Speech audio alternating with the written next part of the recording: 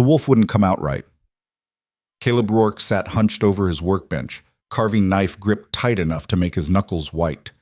The pine block in his hand should have been taking shape by now. Ears, snout, the lean muscle of a predator built for survival. Instead, it looked like something drowning, desperate, wrong. He threw it across the cabin. It clattered against the far wall, joining a graveyard of abandoned attempts. 7 wolves, all failures, all staring at him with half-formed faces that looked too much like accusation. Outside, the wind screamed. Montana in late November wasn't kind. It didn't ease you into winter. It grabbed you by the throat and didn't let go until spring. Most people knew better than to live this high in the Rockies, this far from anything resembling civilization. Most people had survival instincts. Caleb had something else. He stood, joints popping, and crossed to the window. Nothing out there but white. Snow piled 3 feet high against the cabin walls, and the pines beyond bent low under the weight of ice. The sky had that yellow-gray look that meant more was coming, always more. He was 42 years old and looked 50. Hard living did that.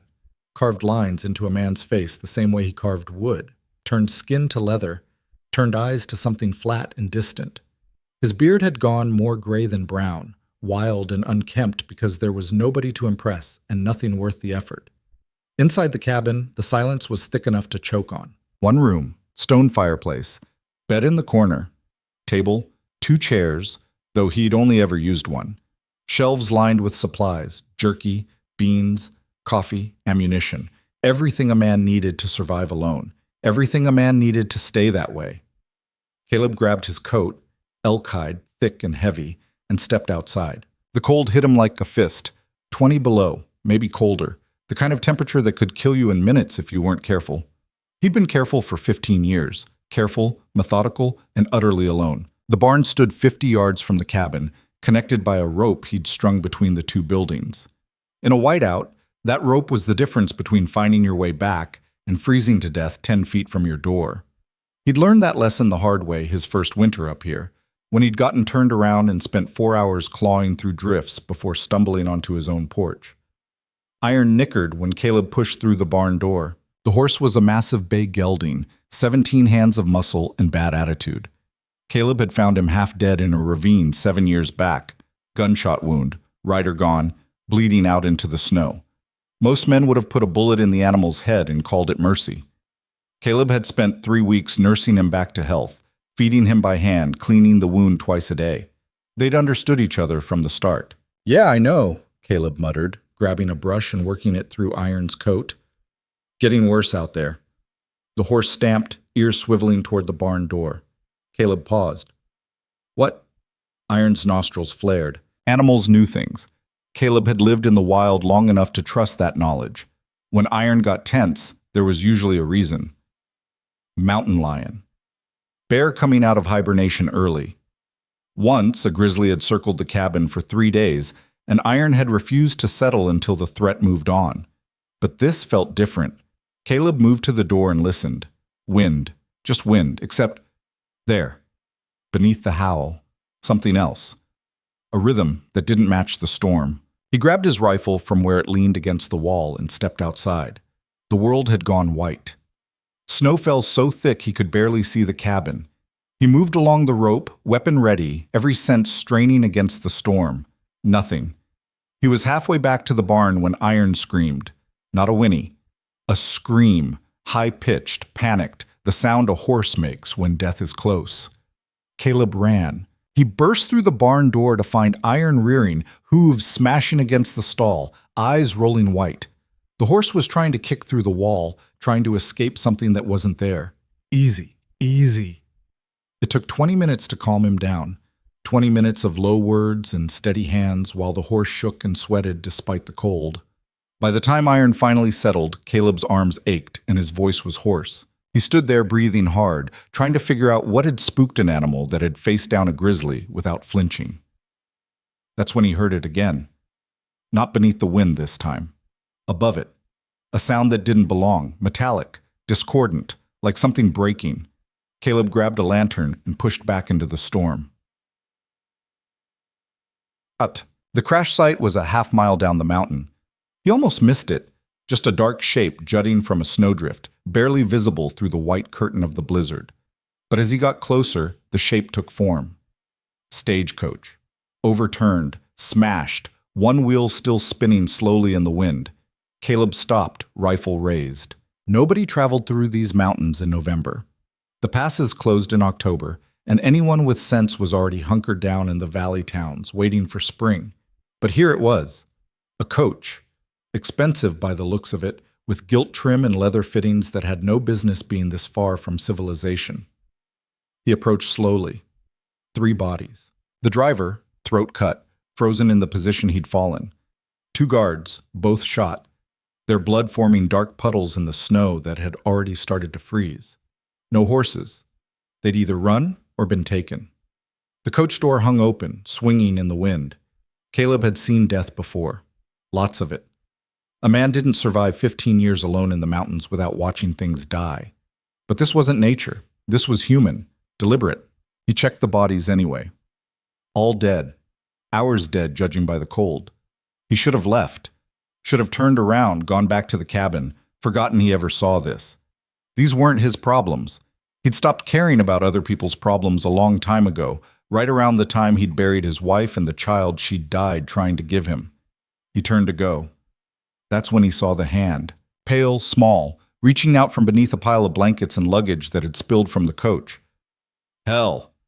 Caleb knelt and started digging. Fabric, more fabric, a trunk, a carpet bag. And beneath it all, a woman. She was young, mid-20s maybe. Dark hair plastered to her face, lips blue, skin the color of old paper. She wore a dress that probably cost more than Caleb's entire cabin, all silk and lace and pearl buttons that were useless against the cold. She wasn't breathing. He should have left her, should have walked away. Dead was dead and there was nothing to be done about it.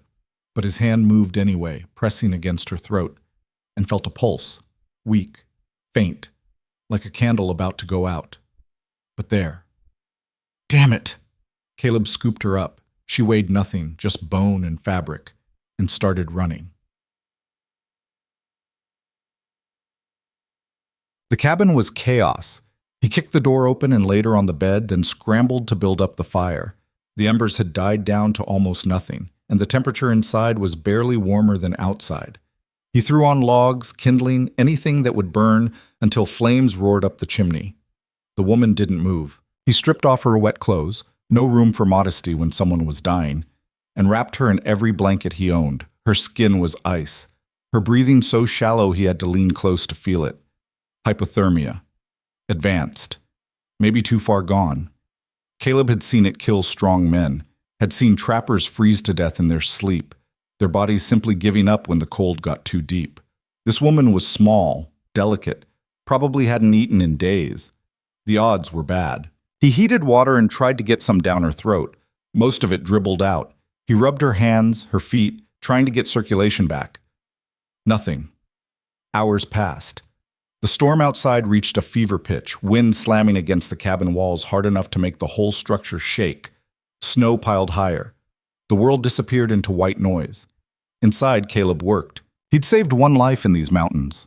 Irons. He'd failed to save 2 others. He could still see them sometimes when he closed his eyes. Sarah, her face twisted in pain. The baby that never took a breath. The frozen ground that had been too hard to dig deep enough. He couldn't do it again. Couldn't watch someone die while he stood there useless. So he kept working. Changed the blankets when they got damp from her body heat starting to return. Kept the fire roaring. Heated stones and placed them around her. Talked to her, low, constant words that didn't mean anything but filled the silence. Come on, fight. You survived a crash, survived however many hours in that snow. Don't quit now. Her eyelids flickered. Caleb leaned closer. That's it. Come back.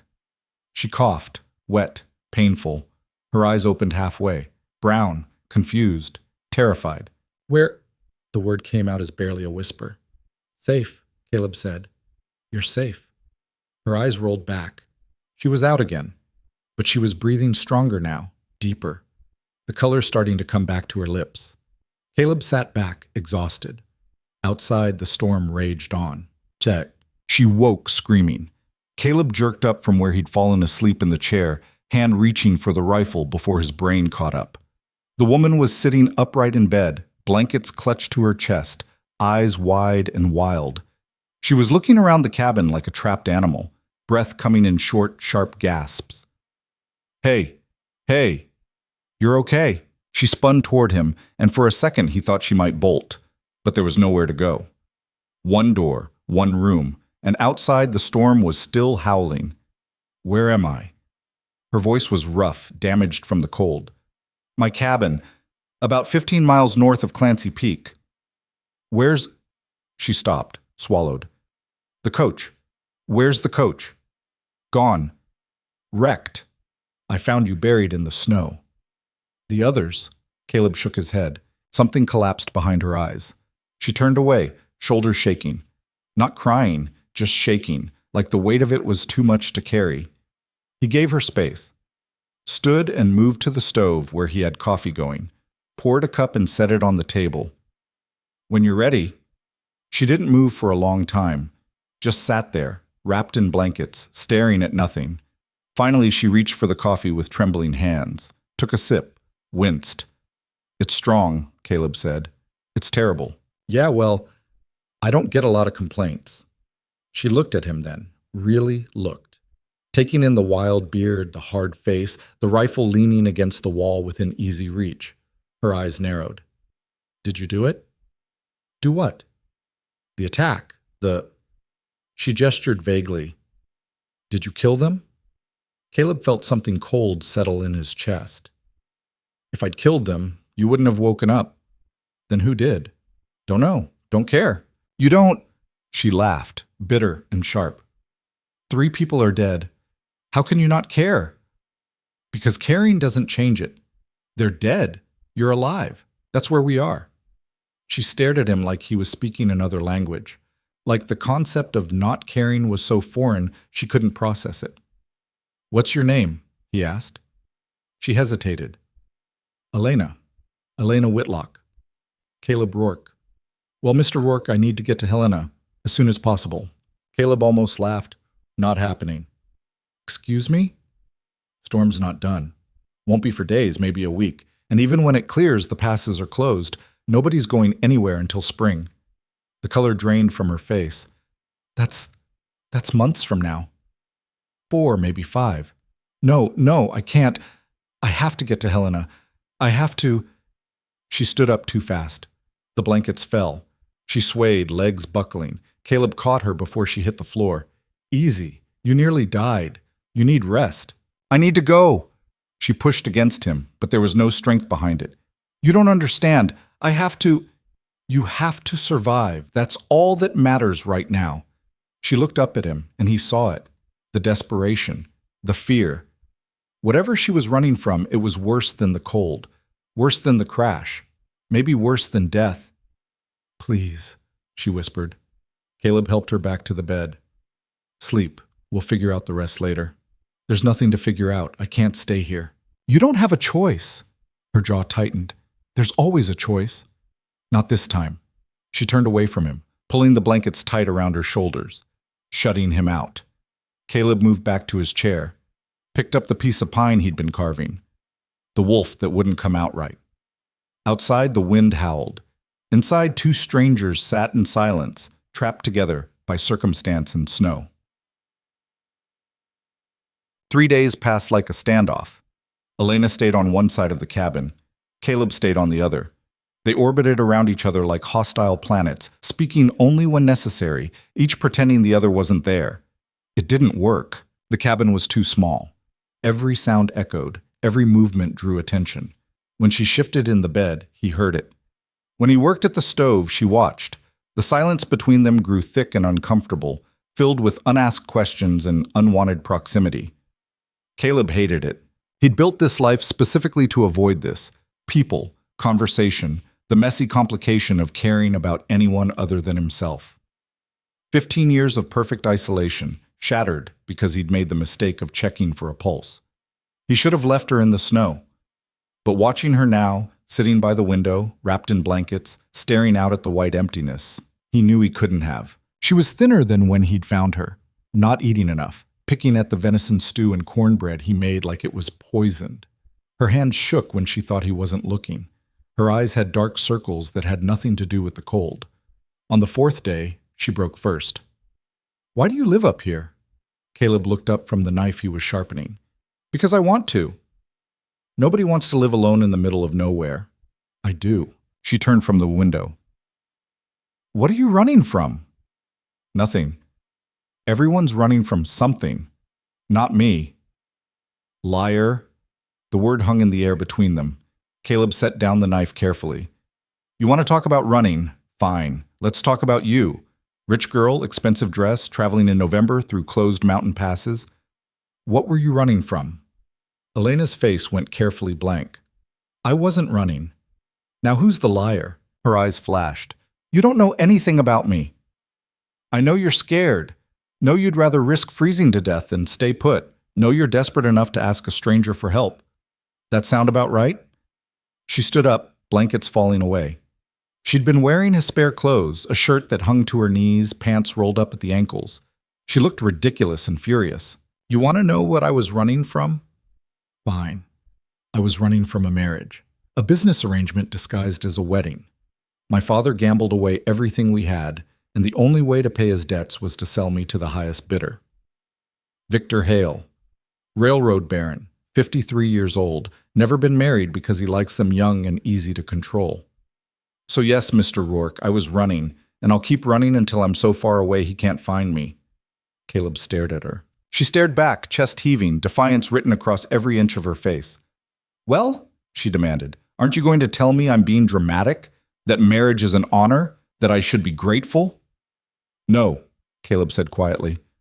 "I'm going to tell you that you picked a hell of a way to escape." Something in her face crumpled. "I didn't have another choice. He was coming to collect me. I had 3 days. I took everything I could carry and bought passage on the first coach heading west. I thought—" She laughed, bitter. "I thought I could make it to California, start over, disappear. Instead, you ended up here." "Instead, I ended up here." She sat back down, all the fight draining out of her. "And now I'm trapped. When spring comes, he'll find me. He always finds what belongs to him. You don't belong to anyone. Tell him that." Caleb picked up his knife again. "If he comes here, I will." She looked at him, surprised. "You'd fight him?" "I'd shoot him. Less talking that way." For the first time since she'd woken up, Elena smiled. It was small, barely there, but it was real. "Thank you," she said quietly. Caleb nodded and went back to sharpening his knife. Outside, the storm continued, but inside, something had shifted. Elena adapted faster than Caleb expected. By the end of the first week, she'd stopped acting like a guest and started acting like a survivor. She learned to feed the fire, to melt snow for water, to cook the simple meals Caleb made, venison, beans, the occasional rabbit when he could trap one. She wasn't good at it, burned more than she cooked. But she tried, and Caleb, reluctantly, grudgingly, started teaching her. "You're choking the axe," he said, watching her struggle with a piece of firewood. "I'm what?" "Your hands. You're gripping too tight. Relax. Let the weight of the axe do the work." She tried again. The wood split clean down the middle. Elena looked at the two pieces like she'd just performed magic. "I did it." Again. She split 4 more pieces before her arms gave out. Caleb took over, working through the pile with the kind of efficiency that came from years of practice. Elena watched, studying his movements. "How long have you been up here?" she asked. 15 years. "That's a long time to be alone." "That's the point." "Don't you miss people?" "No."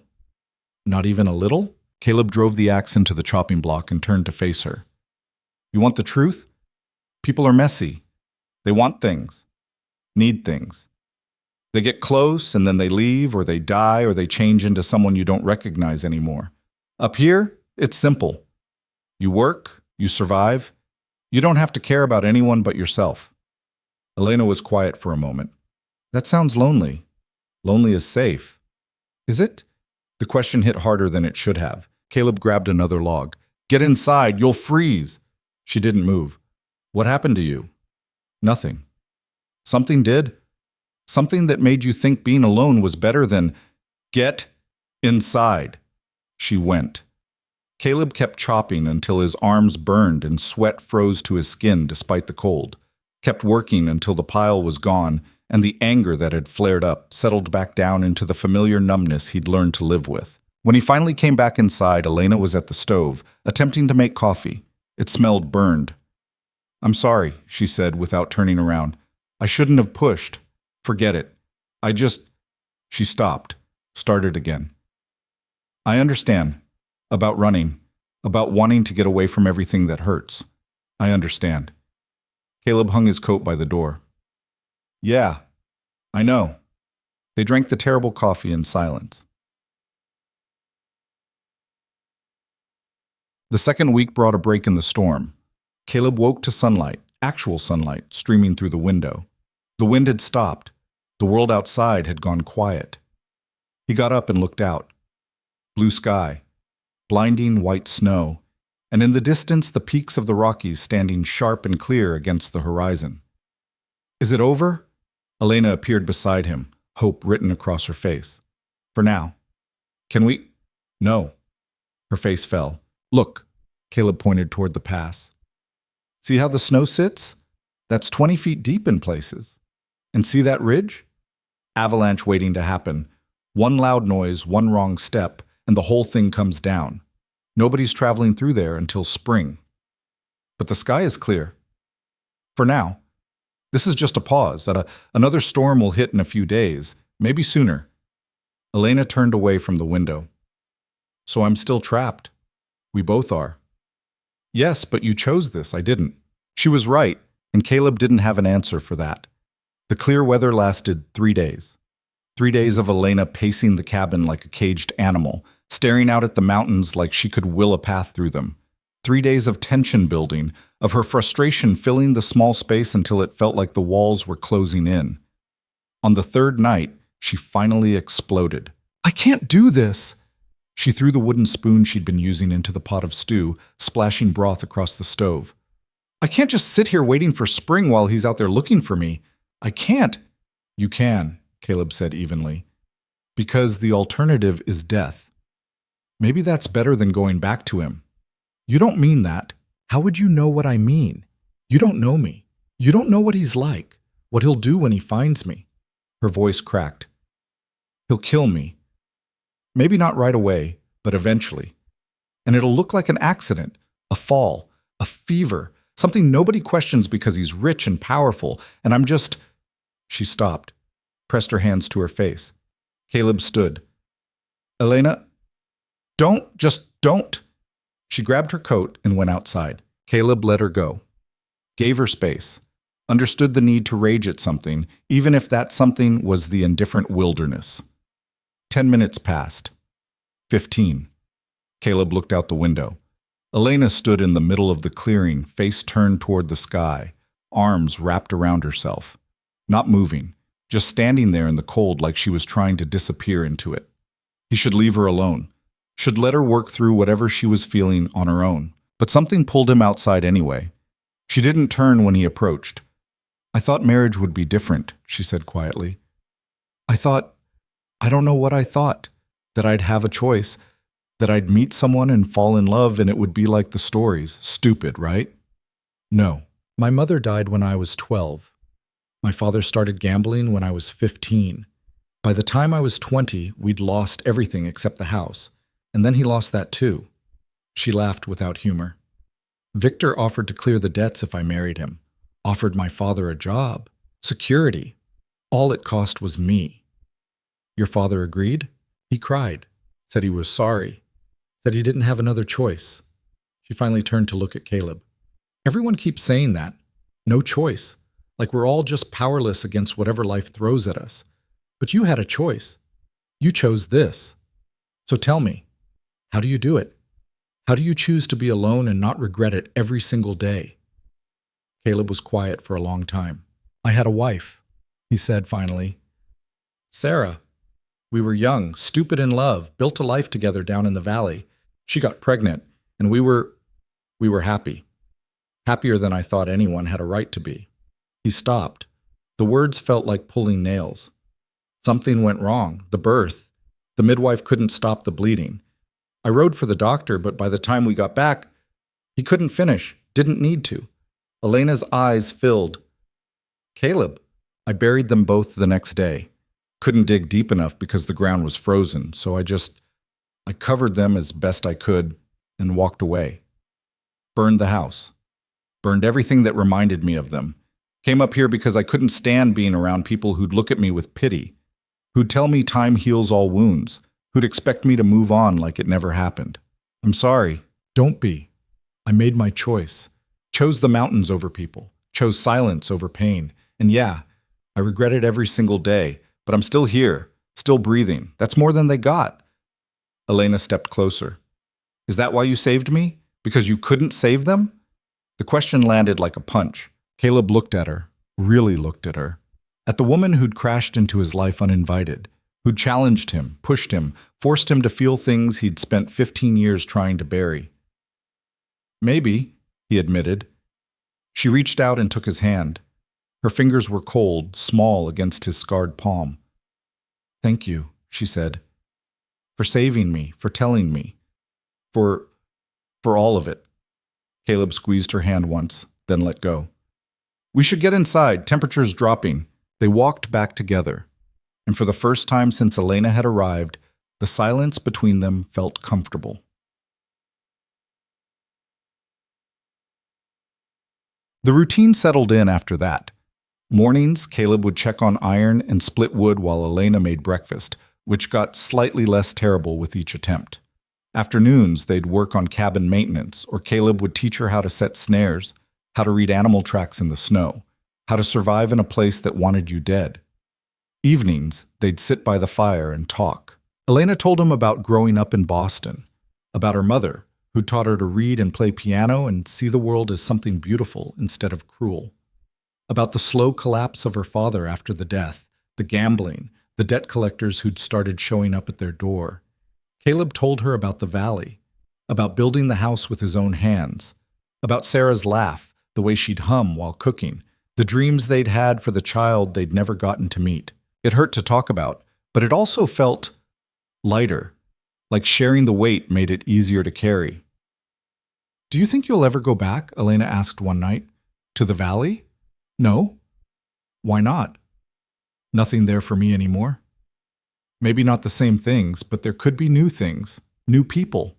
Caleb stared into the fire. I'm not built for people anymore. I don't believe that. Why not? Because you're here, with me, talking, teaching, caring whether I live or die. That's not someone who's given up on people. I didn't have a choice. You were dying. There's always a choice, Elena said, throwing his own words back at him.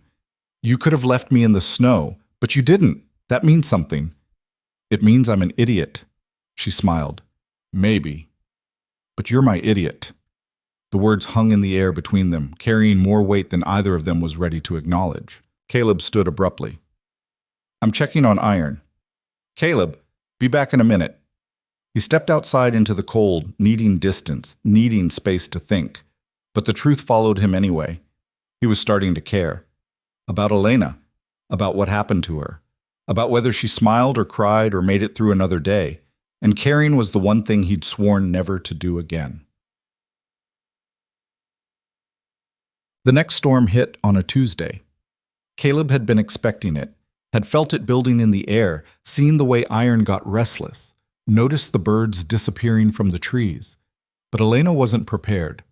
The wind came first, then the snow.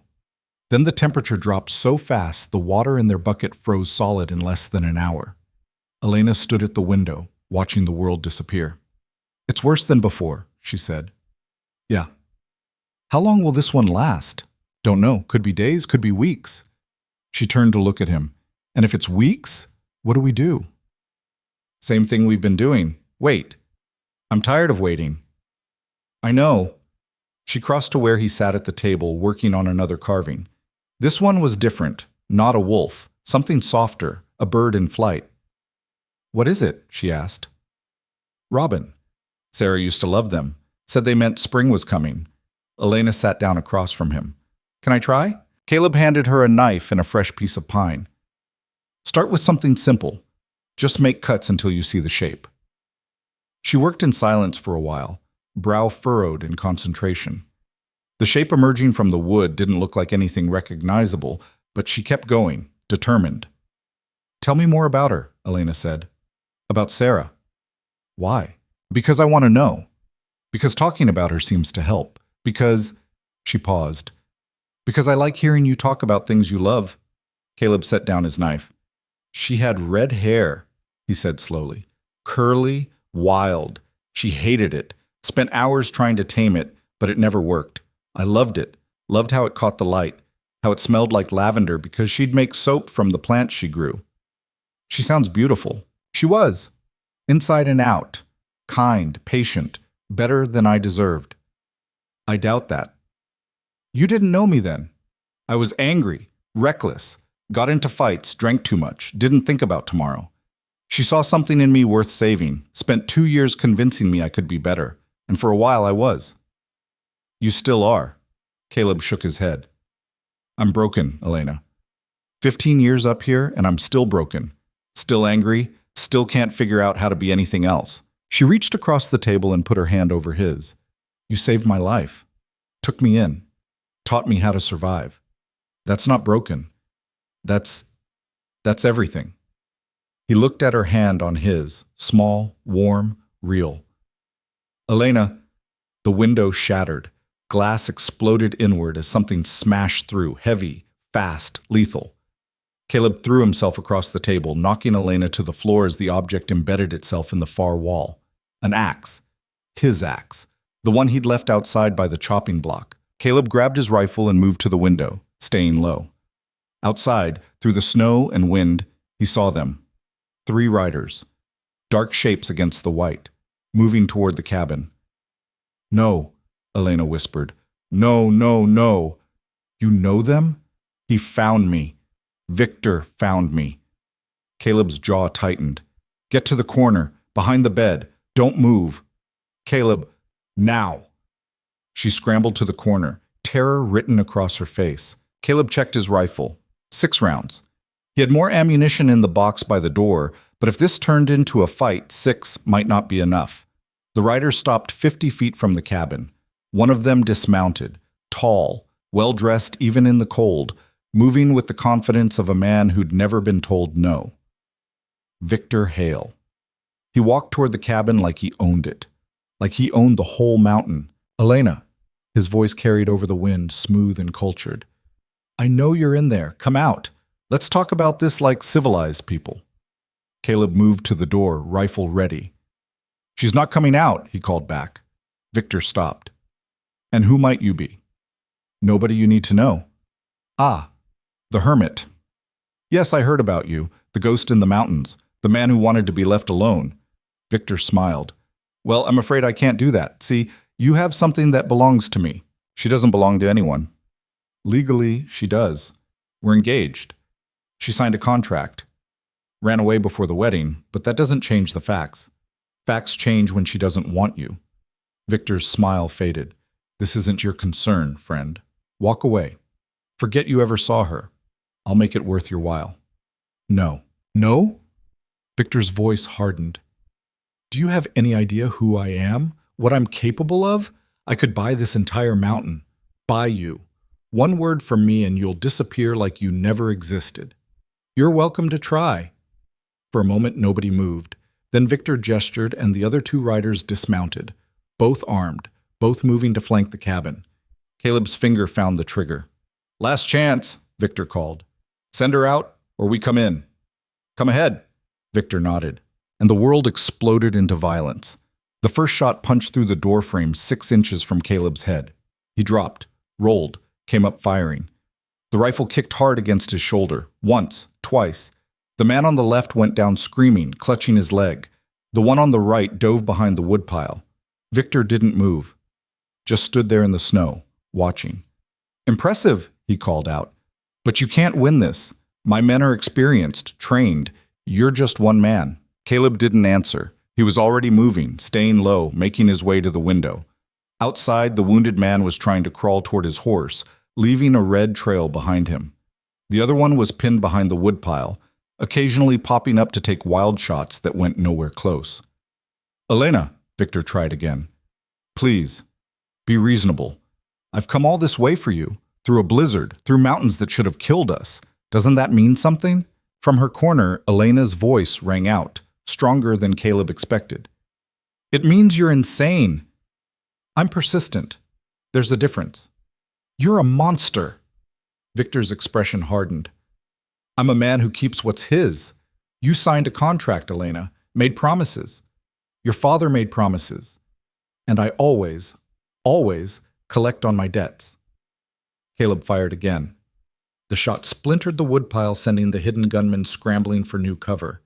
3 rounds left. He needed to make them count. "This is your last warning," Victor said. "Send her out now, or I burn that cabin to the ground with both of you inside." "Try it." Victor smiled. It was the coldest thing Caleb had ever seen, emptier than the wind, more lifeless than the frozen bodies he'd found in that stagecoach. "As you wish." The man behind the woodpile pulled something from his coat. Even through the snow, Caleb recognized it. A torch, already lit. "No!" The gunman threw it. The torch arced through the air, spinning end over end, trailing smoke and flame. It hit the cabin roof and stuck there, wedged between the logs. Within seconds, the dry wood caught. Fire spread fast, unnaturally fast. They'd soaked the torch in something, oil, alcohol, whatever burned hot and quick. Smoke started seeping through the ceiling. "Caleb!" Elena's voice cracked with panic. He didn't have time to think, just moved. Grabbed the water bucket, half frozen but still liquid, and threw the contents at the spreading flames. It helped. Barely. The fire slowed but didn't stop. Another torch came through the broken window. This one landed on the floor, right next to the bed. The blankets caught immediately, flames climbing toward the rafters. "Out!" Caleb grabbed Elena's arm. "We have to go out." "They'll kill us." "They'll kill us if we stay." He threw open the door and fired blind into the snow. 2 shots, his last 2, just to make them duck. Then he pulled Elena through, half dragging her toward the barn. Gunfire erupted behind them. Something hot whipped past Caleb's ear. Another shot kicked up snow at his feet. Elena stumbled, and for one terrible second he thought she'd been hit, but then she was up again, running, hand locked in his. They made it to the barn door. Iron was losing his mind inside, rearing, kicking, eyes rolling white from the smoke and gunfire. Caleb shoved Elena toward the tack room. "Stay down!" He moved to Iron's stall, hands already working the latch. The horse tried to bolt the second the door opened, nearly trampling him. Caleb grabbed the halter, fighting to control 1,500 pounds of terrified animal. "Easy, easy!" Iron calmed just enough for Caleb to throw a saddle over his back. No time for proper tacking, no time for anything except survival. He yanked the cinch tight and turned to Elena. "Get on." "What about you?" "Just get on." She climbed up, awkward and scared, clutching the saddle horn with white knuckles. Caleb swung up behind her, one arm wrapping around her waist to keep her secure. "Hold on." He kicked Iron hard. The horse exploded out of the barn like a bullet, hooves throwing snow in massive plumes. Behind them, the cabin burned. Ahead, 2 shapes moved to block their path. Victor's remaining gunmen and Victor himself, both mounted now. "Stop them!" Victor's voice cut through the chaos. The gunman raised his rifle. Caleb turned Iron hard left toward the tree line. The shot went wide. Another followed, closer this time. Close enough that Caleb felt the wind of it passing. Elena screamed. They hit the trees at full gallop, branches whipping past, snow exploding around them. Iron ran like he was born for this, sure-footed even on treacherous ground, finding paths through the forest that Caleb wouldn't have seen. Behind them, hoofbeats followed. Victor wasn't giving up. Caleb pushed Iron harder, urging him up the mountainside. It was suicide. The snow was deep, the slope steep, avalanche danger everywhere. But staying low meant staying visible, meant making this a straight chase, and Victor's horses were fresh while Iron had been cooped up for weeks. They needed an advantage. The mountain would give them one, if it didn't kill them first. Higher they climbed, Iron's breath coming in great plumes of steam. Elena buried her face against Caleb's chest, arms wrapped around him like he was the only solid thing in a world gone mad. The hoofbeats behind them grew fainter. Caleb risked a glance back. 2 riders, maybe 300 yards down, struggling through drifts that came up to their horses' chests. Iron's size and strength were paying off. He could power through snow that would stop a smaller mount. But they couldn't run forever. Caleb steered Iron toward a rocky outcrop he knew from his hunting trips, a natural shelter carved into the mountainside by wind and time. It wasn't much, but it was something. A place to catch their breath, to figure out what the hell came next. They reached it just as Iron's strength started to flag. Caleb pulled him to a stop, both of them breathing hard. Elena slid off the saddle and immediately collapsed into the snow, shaking so badly her teeth chattered. "Are you hit?" Caleb had dropped beside her, hands already checking for wounds. No, just scared. We're safe. For now." "Safe?" She laughed, high and brittle. "They just burned down your home, shot at us. How is any of this safe?" "Because we're alive. That's all that matters." She looked at him like he'd lost his mind. Maybe he had. But they didn't have time for breakdowns or panic attacks. Victor was still out there, still hunting, and this outcrop wouldn't hide them for long. Caleb checked Iron. The horse was exhausted but uninjured. Good. They'd need him again soon. "Why won't he stop?" Elena's voice was small, lost. "What did I do that was so terrible he'd rather kill me than let me go?" "It's not about you. It's about control, about winning." Caleb stripped off his coat and wrapped it around her shoulders. Men like him don't see people. They see possessions. And they don't like it when their possessions get ideas about freedom. My father promised me to him, sold me like livestock. Your father was desperate and stupid. Doesn't make it right. But it's legal. Victor has the law on his side, the contract. To hell with the contract. You're not a thing to be bought and sold. Elena looked at him, something fierce and grateful shining through the fear in her eyes. "Then what do? We can't run forever. We have no food, no supplies, nowhere to go. And he'll just keep coming." She was right, and Caleb knew it. They were backed into a corner with winter on all sides and death closing in. No cabin to return to. No safe place to hide. Just 2 people and a horse against the combined forces of wealth, power, and a mountain that didn't care who lived or died. Caleb looked out at the landscape, white and vast and merciless. Then he looked back at Elena and made a decision. "We fight." "What?" "We stop running, we turn around, and we fight." "Are you insane? There are 3 of them." "2, Caleb corrected. "I hit one in the leg, he's not chasing anyone." 2 trained gunmen and a man with unlimited money versus us. Those aren't good odds. "No, they're not." Caleb moved to Iron and started checking the saddle. "But they're the only odds we've got. We keep running, we die. Exposure, starvation, getting picked off when we're too weak to fight back. Or we make a stand now while we still have strength. On what grounds?" This is his word against ours. His money against nothing. "On the grounds that you don't want to marry him. That should be enough." "Should be. Isn't." Caleb turned to face her fully. "Then we make it enough. One way or another, this ends today. Either we walk away free or we don't walk away at all." "Yeah." Elena stood up slowly. Her whole body was shaking, from cold, from fear, from the weight of what he was suggesting. But when she spoke, her voice was steady. "Okay. Okay? I'm tired of running, tired of being scared. If I'm going to die, I'd rather die fighting than die running." Caleb felt something shift in his chest. Pride, maybe. Or respect. This woman who'd shown up half-frozen and helpless had grown steel in her spine somewhere along the way. "We'll need weapons," he said. "You lost your rifle." "I know where we can get another one." Elena's eyes widened. "The cabin." "It's burning, but the stone fireplace won't. My spare rifle is mounted above it. If we can get to it before the whole structure collapses, that's suicide." "You have a better idea?" She didn't. Caleb helped her back onto Iron. This time when he swung up behind her, she leaned into him instead of staying rigid with fear. Trust. She was starting to trust him. He just hoped he could keep her alive long enough for that trust to matter. They made their way back down the mountain slowly, carefully. Caleb kept them in the trees, using the forest as cover. No sign of Victor or his man. Either they'd lost the trail or they were waiting. Caleb bet on waiting. The cabin came into view through the pines. It was still burning, but slower now. Most of the roof had collapsed, and the walls were starting to sag inward. Smoke poured into the gray sky like a funeral pyre.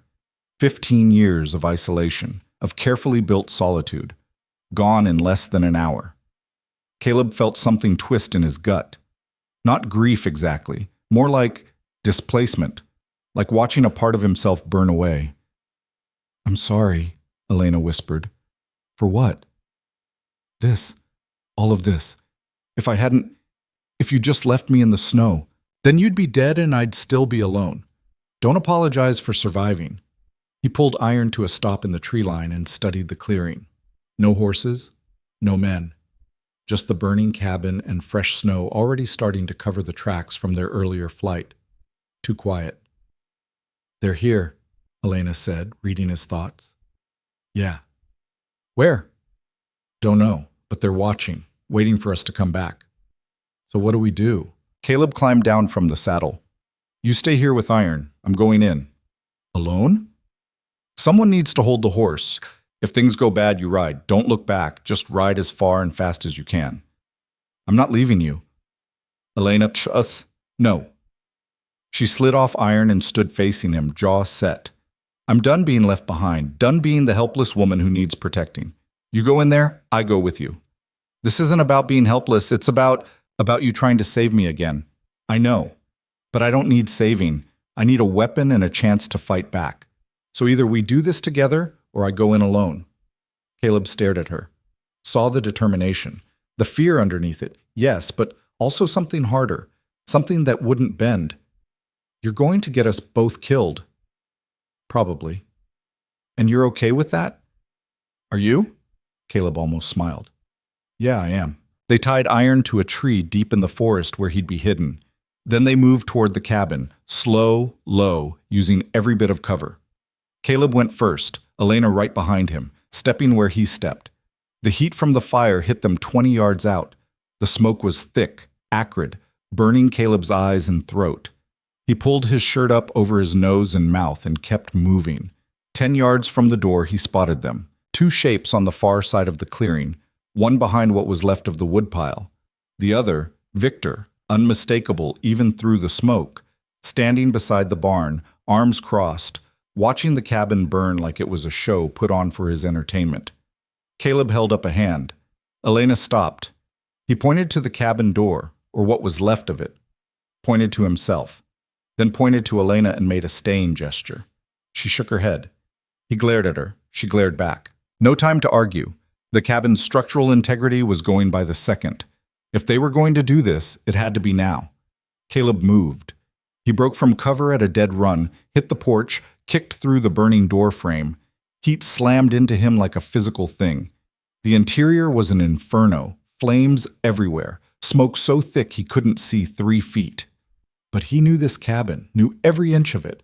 He moved by memory, hands outstretched, feeling his way toward the fireplace. The heat was incredible. His skin felt like it was shrinking. His lungs screamed for clean air. There. Stone. Cool compared to everything else. He felt up the face of the fireplace, fingers searching for the pegs where his spare rifle hung. Empty. No.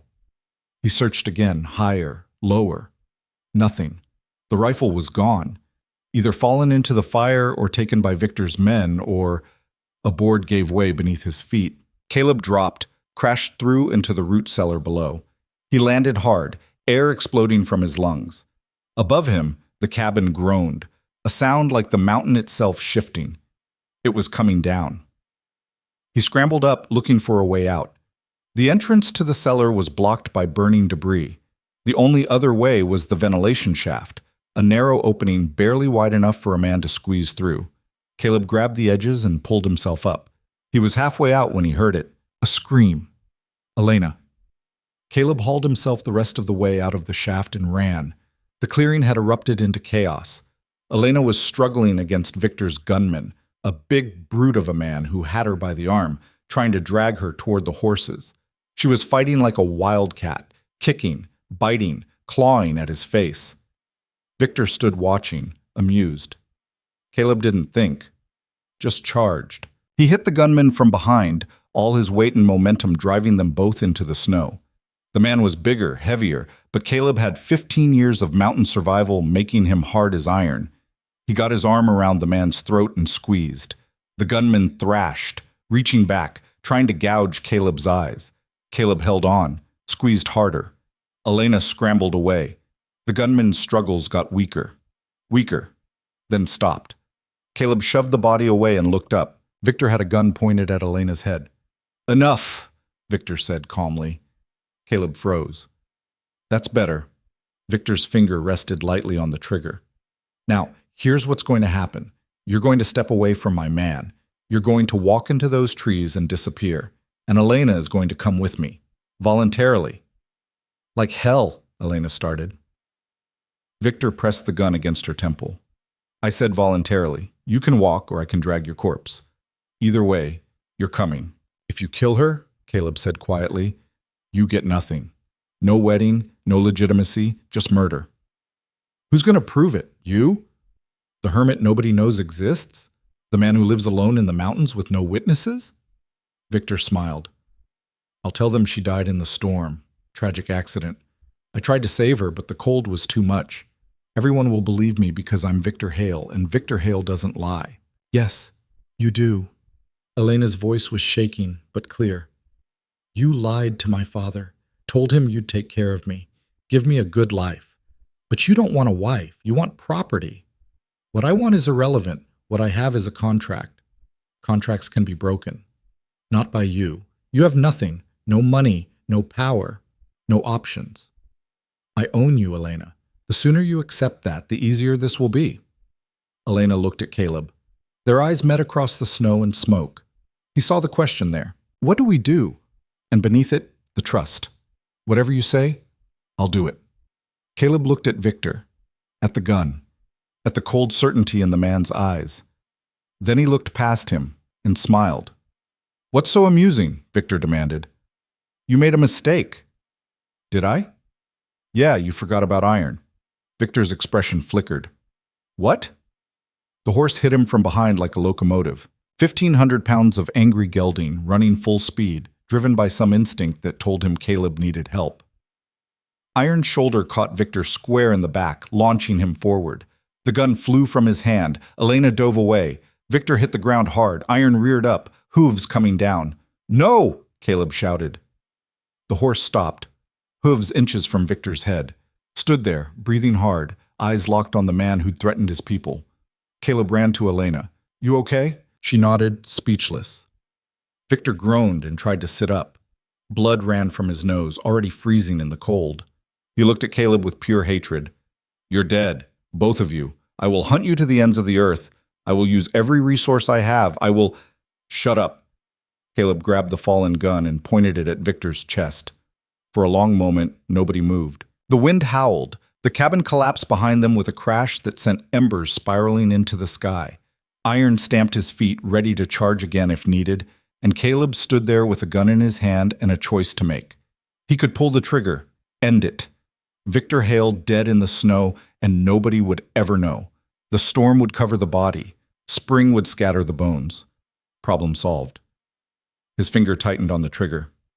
"Caleb," Elena's voice, soft, scared. "Don't." "Why not? He tried to kill us." "I know, but if you kill him, you become him. You become someone who takes what he wants through violence. He deserves it." "Maybe, but you don't deserve to carry that for the rest of your life."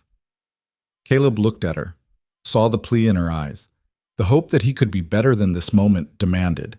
And he realized something. She wasn't asking him to spare Victor for Victor's sake. She was asking him to spare Victor for his own. Slowly, Caleb lowered the gun. Victor laughed, bitter, broken. "Weak. I knew you were weak." "No," Elena said. "He's strong, stronger than you'll ever be, because he knows when to fight and when to stop." Caleb grabbed Victor by the collar and hauled him to his feet. "Here's what's going to happen. You're going to get on your horse. You're going to ride back to wherever you came from, and you're going to forget Elena exists. Or what? Or I change my mind about pulling this trigger. Caleb shoved him toward the horses. I've got nothing to lose, Victor. No home, no past, nothing tying me to civilized behavior. I can disappear into these mountains and never be found. Can you say the same? Can you hide from the man who knows this wilderness better than you know your own bedroom? Victor's face went pale. I'll find you, he said, but the conviction was gone from his voice. You can try. But while you're looking for me, I'll be hunting you. Every shadow, every sound, every moment you're alone, you'll wonder if I'm there. If today's the day, can you live like that? Silence. Then Victor spat blood into the snow and limped toward his horse. This isn't over, he said, climbing into the saddle. Yeah, Caleb replied. It is. Victor kicked his horse and rode away, back toward the pass, toward whatever life he'd left behind. They watched until he disappeared into the storm. Elena sagged against Caleb, all the strength draining out of her at once. He caught her, held her up, felt her shaking against him. Is he really gone? She whispered. For now. Will he come back? I don't know. She pulled away enough to look at him.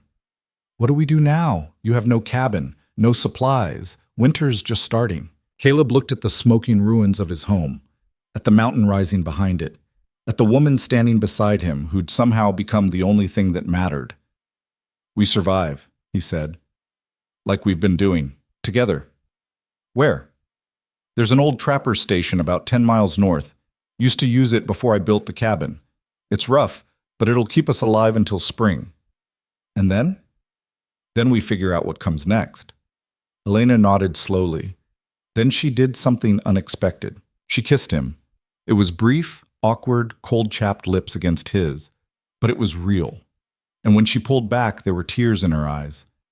Thank you, she said, for everything, for saving me, for fighting for me, for not killing him even though you wanted to. Caleb didn't know what to say, didn't trust himself to speak, so he just nodded. They gathered what they could from the ruins. A few tools, some supplies that hadn't burned. Not much, but enough. Iron stood waiting, patient despite everything. They climbed onto his back, Elena in front, Caleb behind, and turned north. Behind them, the cabin burned itself out. Ahead, the mountain waited. And somewhere between the ashes and the unknown, two broken people rode toward something that might, eventually, look like a future. The trapper's station wasn't a station. It was a hole in the ground with a roof. Caleb had called it rough. That was generous. The structure was half buried in the mountainside, 3 stone walls, 1 wooden wall that looked ready to collapse, and a roof made of logs and sod that leaked in a dozen places. Inside, the space was maybe 10 feet by 12. Dirt floor. No windows. A fire pit in the center with a hole in the roof for smoke that didn't work half the time. Elena stood in the doorway and stared. This is it? This is it. We're going to die here. Probably not. Caleb slid off iron and started unloading their meager supplies. I lived here for 2 winters before I built the cabin. It's not comfortable, but it works. Elena stepped inside. The ceiling was so low Caleb had to duck. She could stand upright, barely. The smell hit her immediately. Earth and old smoke and something else. Something wild. What is that smell? Bear. Used to den here before I claimed it. Comes back sometimes to check if I'm still around. A bear. Yeah, a bear lives here. Used to. Haven't seen him in years. Probably dead by now. Elena turned to look at him. That's not reassuring. Wasn't trying to be reassuring, was trying to be honest. She wrapped her arms around herself. The temperature inside was maybe 5 degrees warmer than outside. Maybe. Her breath still plumed in the air. The dirt floor was frozen solid. This was going to be a very long winter. Caleb got a fire going while Elena explored what little there was to explore. A pile of old furs in one corner, moth-eaten and stiff but better than nothing. Some rusted traps hanging from pegs in the wall, a water barrel empty and cracked, and carved into the stone above the fire pit, barely visible in the dim light, were tally marks. Hundreds of them. What are these? Elena ran her finger along the marks. Caleb didn't look up from the fire. Days. Days? First 2 years I was up here. Counted them. Thought I was keeping track of time. Really, I was just... He stopped. Doesn't matter. But Elena understood. He was counting the days since Sarah died, counting the distance between who he'd been and who he was becoming, counting himself into oblivion. "When did you stop?" she asked quietly. "When I realized it didn't matter. One day or 1,000, they all felt the same." The fire caught. Weak flames flickered to life, throwing dancing shadows across the stone walls. It wasn't much, but it was warmth. It was survival. Elena sat down across from him. "Thank you for bringing me here, for everything." "Don't thank me yet. We've got a long way to go before spring." "I know, but we're alive. That counts for something." Caleb looked at her through the smoke. Her face was smudged with soot. Her hair was wild, tangled. The expensive dress was long gone, replaced by his oversized clothes that made her look like a child playing dress-up. But her eyes were clear, determined. She'd changed since that first night he'd found her buried in the snow. Hardened, grown sharper edges. The soft richness that had clung to her like perfume was gone, burned away by cold and fear and the brutal reality of survival. She was becoming something else, something that belonged in these mountains. "Get some sleep," Caleb said. "Tomorrow, we start building." Building what? A life. A shelter. Whatever we can manage before the real cold hits. Elena laid down on the pile of furs. They smelled terrible, but they were warm. She curled into them, exhausted beyond words. Caleb sat by the fire and watched the flames. Outside, the wind picked up again. The storm that had paused was coming back, and this time it sounded angry. The next morning brought 4 feet of fresh snow and temperatures so cold the spit froze before it hit the ground. Caleb woke to find Elena already up, trying to coax the fire back to life. She was doing it wrong. Too much wood, not enough kindling, but she was trying. "Here," he took over, rebuilding the fire properly. "Small pieces first. Let them catch. Then add the bigger logs." "I knew that. Did you?" "No." He almost smiled. They ate a breakfast of dried venison and melted snow. It wasn't good. It wasn't supposed to be. It was fuel, energy to get through another day. After, Caleb took Elena outside and showed her what needed to be done. "First, we need more firewood. A lot more. Enough to last until March at minimum." "That's 4 months." "Yeah. We'll need to burn constant to keep from freezing. That means collecting, chopping, stacking every day." Elena looked at the forest around them. "Where do we even start?" "Dead trees. They're already dry. Cut better, burn hotter." He pointed to a fallen pine about 50 yards away. "That one. We'll start there." They worked all morning. Caleb cut while Elena hauled. It was brutal labor, dragging heavy logs through deep snow, muscles screaming, lungs burning from the cold. Elena fell twice, got back up both times, kept working. By noon, they'd moved half the tree. "How much more?" Elena panted, leaning against a log. "A lot." "That's not specific." "About 30 more trees this size. Maybe 40. She stared at him. "You're joking." "No. That's impossible." "No, it's necessary. We run out of wood, we die. Simple as that." Elena looked at the pile they'd already collected, then at the forest, then back at Caleb. "I can't do this." "Yes, you can. I'm not strong enough. I'm not built for this." Caleb walked over to her, put his hands on her shoulders, looked her straight in the eye. "You survived a stagecoach attack, survived being buried in snow, survived hypothermia, fought off a man twice your size, stood up to Victor Hale with a gun to your head. You're telling me you can't drag some logs?" "That was different." "How?" "I didn't have a choice. It was survive or die." "And this is different how?" Elena opened her mouth, closed it, realized he was right. This was the same choice, just slower, less dramatic, but every bit as deadly if she failed. "I hate you," she muttered. "Good. Use that. Get mad. Mad is strong." She grabbed the rope attached to the log and pulled. They worked until dark, moved the rest of the first tree, started on a second. By the time they stumbled back to the station, both were too exhausted to speak. Elena collapsed onto the furs. "I can't feel my hands." "That's bad. Let me see." He checked her fingers. Red, but not white. Cold, but not frozen. He rubbed them between his palms, forcing circulation back. Ow, that hurts. Good. Pain means you're alive. I preferred being numb. Numbness kills. Pain keeps you careful. He made dinner. More venison, some wild onions he'd found growing near the station, melted snow for drinking. It was better than breakfast. Barely. They ate in silence, too tired for conversation. After, Elena laid back and stared at the roof. Water dripped through one of the leaks, creating a small puddle near the fire pit. Tell me something, she said. Like what? Anything. Something good. Something that doesn't involve freezing or starving or dying. Caleb thought for a moment. When I was a kid, maybe 7 or 8, my dad took me hunting, first time. I was so excited I could barely sleep the night before. We went out before dawn, waited in a blind for hours. I was cold, bored, wanted to go home. Then this deer appeared. Perfect shot.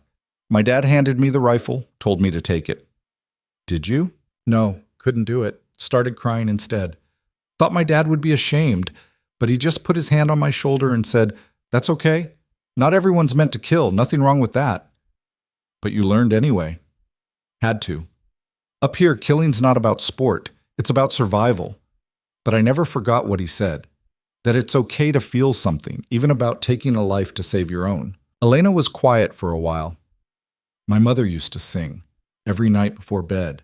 Didn't matter how tired she was or how bad the day had been. She'd come into my room and sing these old folk songs her grandmother taught her.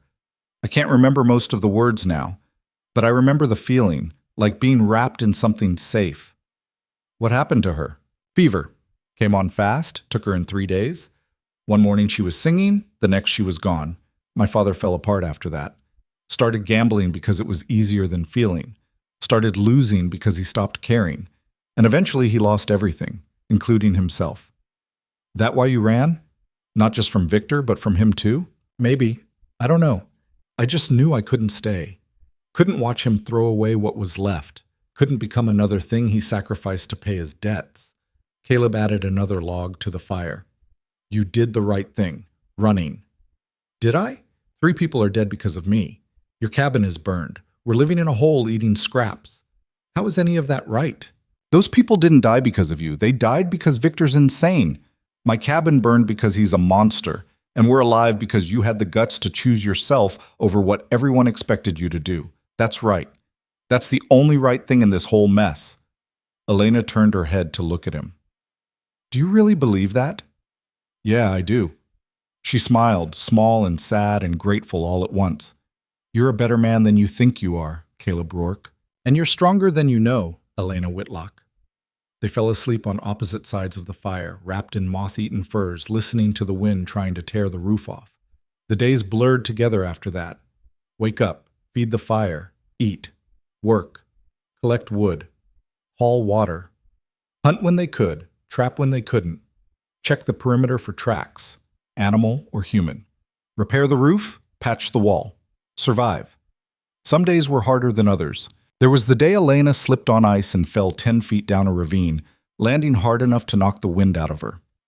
Caleb climbed down, certain she'd broken something, and found her laughing.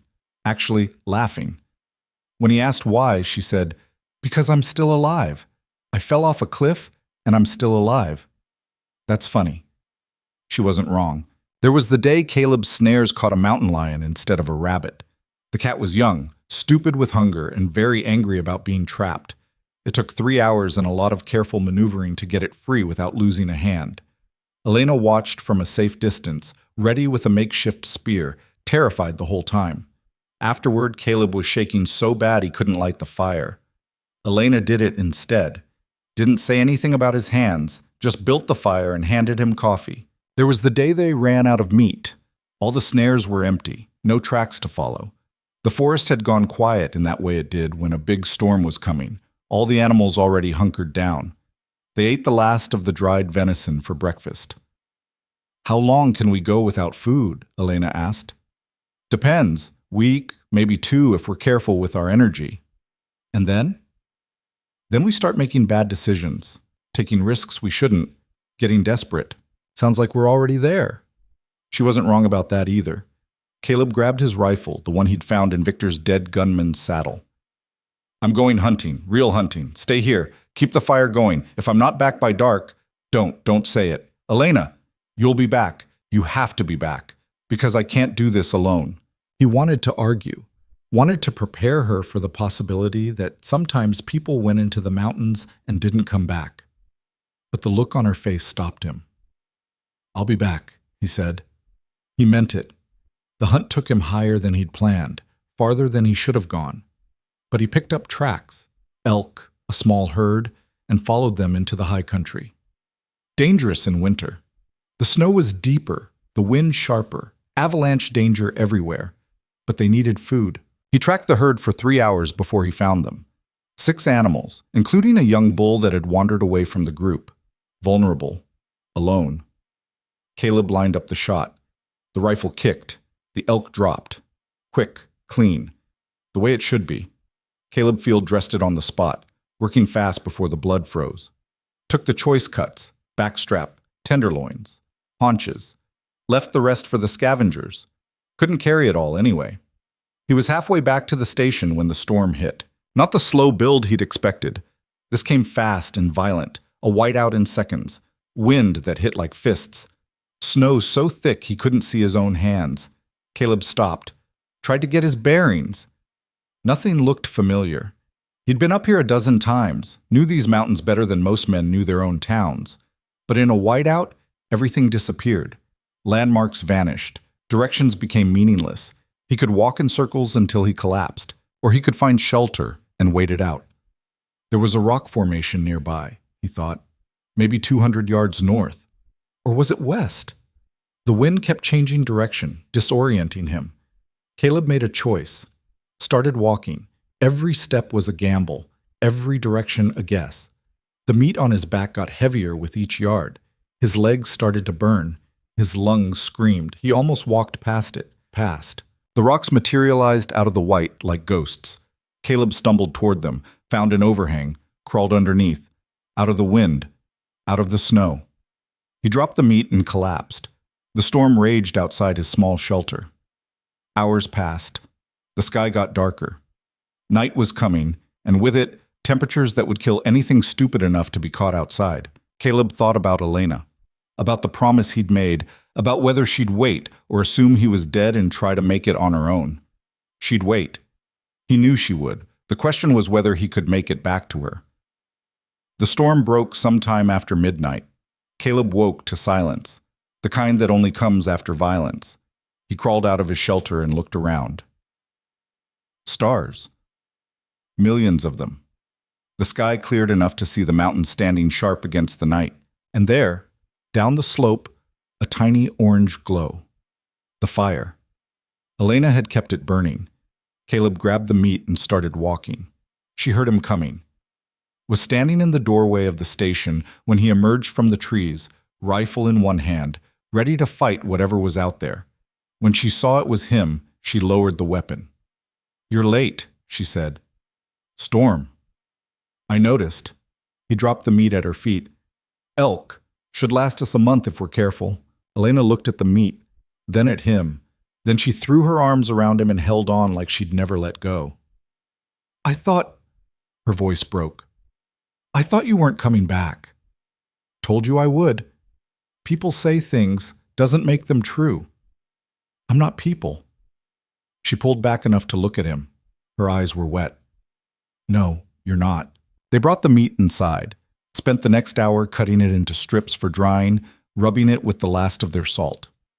It was good work, purposeful, the kind that made survival feel less like a fight and more like a choice. "Tell me something else," Elena said while they worked. "Another story. A happy one." "Don't have many of those." "Make one up then." Caleb thought about it. "Okay, once upon a time there was a man who thought he wanted to be alone. Thought isolation was the same as peace. Spent 15 years proving himself right. Then one day, a woman crashed into his life. Literally crashed and ruined everything." This doesn't sound happy. "I'm getting there. The woman was annoying, asked too many questions, couldn't chop wood worth a damn, made terrible coffee. But she was also brave, stronger than she knew, and she made him remember what it felt like to care about something other than just surviving. Elena had stopped working, was watching him now. What happened to them? She asked quietly. Don't know yet. Story's still being written. How do you think it ends? Caleb met her eyes. However we write it. She kissed him again. Different from the first time. Longer, deeper. Like she was trying to pour everything she couldn't say into that single moment. When they broke apart, both were breathing hard. Elena, don't overthink this. Don't tell me all the reasons it's complicated or wrong or impossible. Just be here. With me. Right now. So he was. Winter deepened its grip on the mountain. January came and went, measured in storms and small victories. February arrived with temperatures so cold the trees split with sounds like gunshots. But inside the station, something was growing. Not just survival, not just tolerance, something warmer. Caleb taught Elena to shoot. Started with tin cans on stumps, moved to hunting small game. She was a terrible shot at first, flinched every time she pulled the trigger, couldn't hit anything smaller than the broadside of a barn. But she practiced. Every day. Until her hands stopped shaking and her aim steadied. The first rabbit she killed, she cried. It's okay, Caleb said. I took a life. To save ours. That's the deal. Nothing dies for sport up here. Everything serves a purpose. She wiped her eyes. Does it get easier? No, but you get better at carrying it. Elena learned to track, to read signs in the snow, the difference between deer and elk, predator and prey. Learned to move quietly, to stay downwind, to be patient. She learned to build snares, to skin animals, to cure hides. She learned to survive. And Caleb learned to open up. Not all at once, not easily, but slowly, over shared meals and long nights by the fire, he started talking. About Sarah, about the baby, about the guilt that had driven him into these mountains and the fear that had kept him here. I was afraid if I left, I'd forget them, he admitted one night. Like if I rejoined the world, moved on, lived a normal life, it would mean they didn't matter, that I didn't love them enough. That's not how love works, Elena said. No? Love doesn't disappear just because someone dies. It changes shape, maybe. Becomes memory instead of presence. But it doesn't go away. They're still with you, in here. She pressed her hand against his chest. And living doesn't dishonor that. It honors it, because they'd want you to live. Caleb looked at her hand on his chest. How'd you get so wise? I'm not wise. I'm just trying to figure it out like everyone else. You're doing better than most. She smiled. We both are. March arrived with the first signs of thaw. Icicles dripped. Snow settled. The air lost some of its knife-edge sharpness. Spring was coming, and with it, decisions. One morning, Elena woke to find Caleb already up, standing in the doorway, looking out at the mountains. What's wrong? She asked. Nothing, just thinking. About? What happens next? When the pass is clear. When we can leave.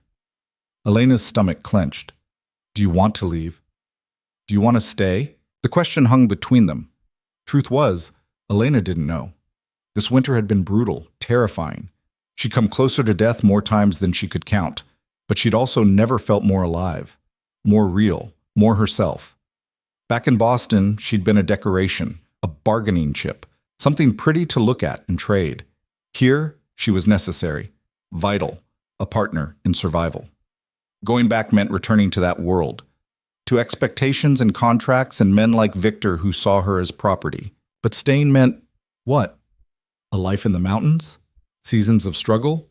Aging fast and hard under conditions that broke most people? I don't know, she admitted. I don't know what I want. That's fair. What do you want? Caleb turned to look at her. I want you to be safe, to be happy, to have a choice about what comes next, real choice, not running, not hiding, but actually choosing. And if I choose to stay? With you? Something flickered across his face. Hope, maybe, or fear. Then we figure out how to make that work. Even though it's hard? Especially because it's hard. Easy doesn't mean anything. Hard is where you find out what you're made of. Elena stood and crossed to him, took his hand. I'm made of whatever you're made of, she said. We survived this together. Maybe we can survive the rest too. Caleb squeezed her hand. Maybe we can. Outside, a bird called, the first one they'd heard in months. Spring was coming, and with it, the future, whatever that meant. But spring didn't come with flowers and gentle warmth. It came with mud and melting ice and the sound of the mountain waking up angry. The first real thaw hit in mid-March. Overnight, the temperature climbed 20 degrees. Snow that had been solid for months turned to slush. The creek that ran past the station, frozen silent all winter, roared back to life with a violence that shook the ground. Caleb woke to the sound of water where water shouldn't be. He bolted upright. The dirt floor of the station was wet. Not damp, wet. Pooling in the low spots, seeping through cracks in the stone walls. Elena, get up. She was already moving, grabbing their supplies, shoving them toward the high ground near the back wall. Outside, the roar got louder. Caleb pushed open the door. The creek had jumped its banks. Water rushed past the station, brown and churning, carrying debris. Branches, rocks, chunks of ice the size of a man's chest. It hadn't reached them yet, but it was close. 20 feet, maybe less. We need to move, now. They worked fast, grabbing what they could carry. The dried meat, their weapons, the furs, tools. Elena stuffed her arms full while Caleb ran to get iron from where they'd built him a rough shelter against the hillside. The horse was already spooked, eyes rolling, fighting the rope. Easy, easy. Caleb got him loose and led him back toward the station. The water was closer now, 15 feet. The ground beneath Caleb's feet had turned to soup, sucking at his boots with each step. Elena appeared in the doorway, loaded down with their supplies. Where do we go? Higher ground, the ridge. Move. They scrambled up the hillside, slipping in mud, Elena falling twice before Caleb grabbed her arm and hauled her up. Iron followed, sure-footed despite the chaos, trusting Caleb to lead him somewhere safe. They made it to the ridge just as the water reached the station. It didn't flood slowly. It consumed. One moment the entrance was clear, the next it was underwater. The wooden wall they'd reinforced all winter buckled, collapsed. The roof sagged, then caved in completely, and the whole structure just disappeared, swallowed by brown water and debris like it had never existed. Elena watched it go, breathing hard. 4 months. We survived 4 months there, and it's just gone. Could have been worse, could have been asleep when it hit. How is that better? At least then we wouldn't have to figure out what to do next. Caleb looked around. The ridge they stood on was maybe 50 yards long, rocky and exposed. No shelter, no protection from the wind that was already picking up. And below them, where the station had been, the water kept rising. We can't stay here, he said. Where else is there? Good question. The cabin was ash. The station was underwater. Every other shelter Caleb knew about in these mountains was either too far or already claimed by animals. Except one. There's a cave, he said slowly, about 3 miles east, near the old mining claim. I used it once when I got caught in a storm. It's dry, defensible, big enough for all of us. 3 miles in this? Elena gestured at the mud, the water, the chaos. You have a better idea? She didn't. They started walking. 3 miles turned into 5 because nothing was where it should be. The landscape had transformed overnight. Familiar landmarks were underwater. Trails had become streams. Rocks they'd used as markers were buried in mud. Caleb navigated by memory and instinct, trying to stay on high ground, avoiding areas that looked unstable. Twice they had to backtrack when they hit washouts too deep to cross. Once they nearly lost iron when the ground gave way beneath him, but the horse scrambled back up, snorting his displeasure. By the time they found the cave, all 3 were exhausted and filthy. But it was there, just like Caleb remembered, a dark opening in the hillside, partially hidden by an overhang. Water ran past the entrance but didn't go in. The cave floor was elevated, protected. They ducked inside. The space was bigger than the station had been, maybe 20 feet deep, 15 wide. The ceiling high enough to stand upright. The back wall was solid rock. No cracks, no leaks, and best of all, it was dry. Elena dropped their supplies and sat down hard. I can't do this anymore. Do what? This. Running, starting over, losing everything every time we get settled. I'm tired, Caleb. I'm so tired. He sat beside her. I know. Do you? Because you seem fine, like this is just Just normal for you. Losing your home, getting chased, nearly dying. It's all just another day. It's not normal. It's never normal. I've had practice pretending it is. Elena turned to look at him. Her face was smudged with mud, her hair wild, her eyes red-rimmed from exhaustion. How do you do it? How do you keep going when everything keeps falling apart? Because the alternative is giving up. And I tried that once. Spent 15 years giving up. It didn't make anything better. Just made me numb. Maybe numb is better than this. No, trust me, it's not. She leaned against him, head on his shoulder. I don't know how much more I have in me. You have more than you think. You always do. What if I don't? What if this is it? What if I can't? You can. Because you're not alone. We do this together, like we've been doing, one day at a time, one crisis at a time. And eventually we get through to the other side. And if there is no other side? Caleb put his arm around her. Then at least we're together when we find that out. They sat in silence for a while, listening to the water rush past the cave entrance. Outside, the world was remaking itself. Inside, two people tried to hold on to what little they had left. Eventually, Elena pulled away. We should build a fire, get dry before we freeze. Yeah, good idea. They worked together, gathering wood from the back of the cave where previous occupants had left it. The fire took longer to catch than usual. Everything was damp, but eventually flames appeared. Weak at first, then stronger. Light filled the cave, and with it, something else. Something Caleb couldn't quite name but felt in his chest. A settling, like pieces falling into place. This cave wasn't the station, wasn't the cabin, but it was theirs now. Another temporary home in a series of temporary homes. Another place to make work because they had to. Elena moved closer to the fire, holding her hands out to the warmth. What now? We dry out, rest. Tomorrow we scout the area, see what's still viable. And after that? After that, we figure out the next step. Same as always. She nodded. Then, without warning, she started laughing. Caleb frowned. What's funny? This. All of it. A year ago, I was in Boston wearing silk dresses and worrying about which fork to use at dinner. Now I'm sitting in a cave, covered in mud, eating dried elk, and honestly, she looked at him. I've never been happier. You're insane. Probably, but it's true. Back there, I was just existing, playing a role, being what everyone expected. Here, I'm real. Messy and scared and constantly exhausted, but real. And I'd rather be this than go back to being that. Caleb studied her face. She meant it, every word.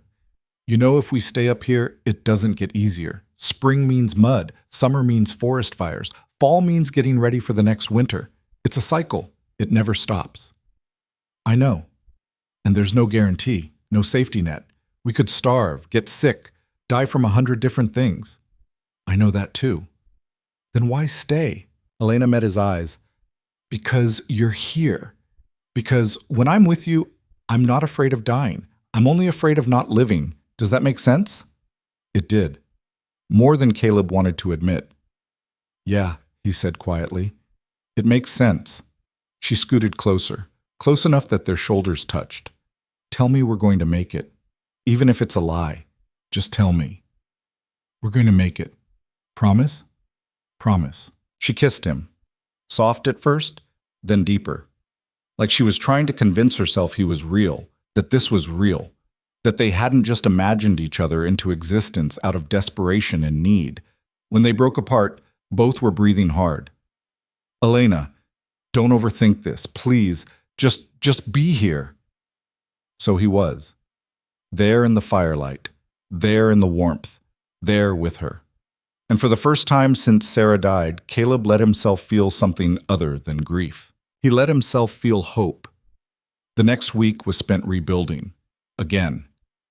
They reinforced the cave entrance with rocks and logs to keep animals out. Built a proper fire pit with stones from the creek.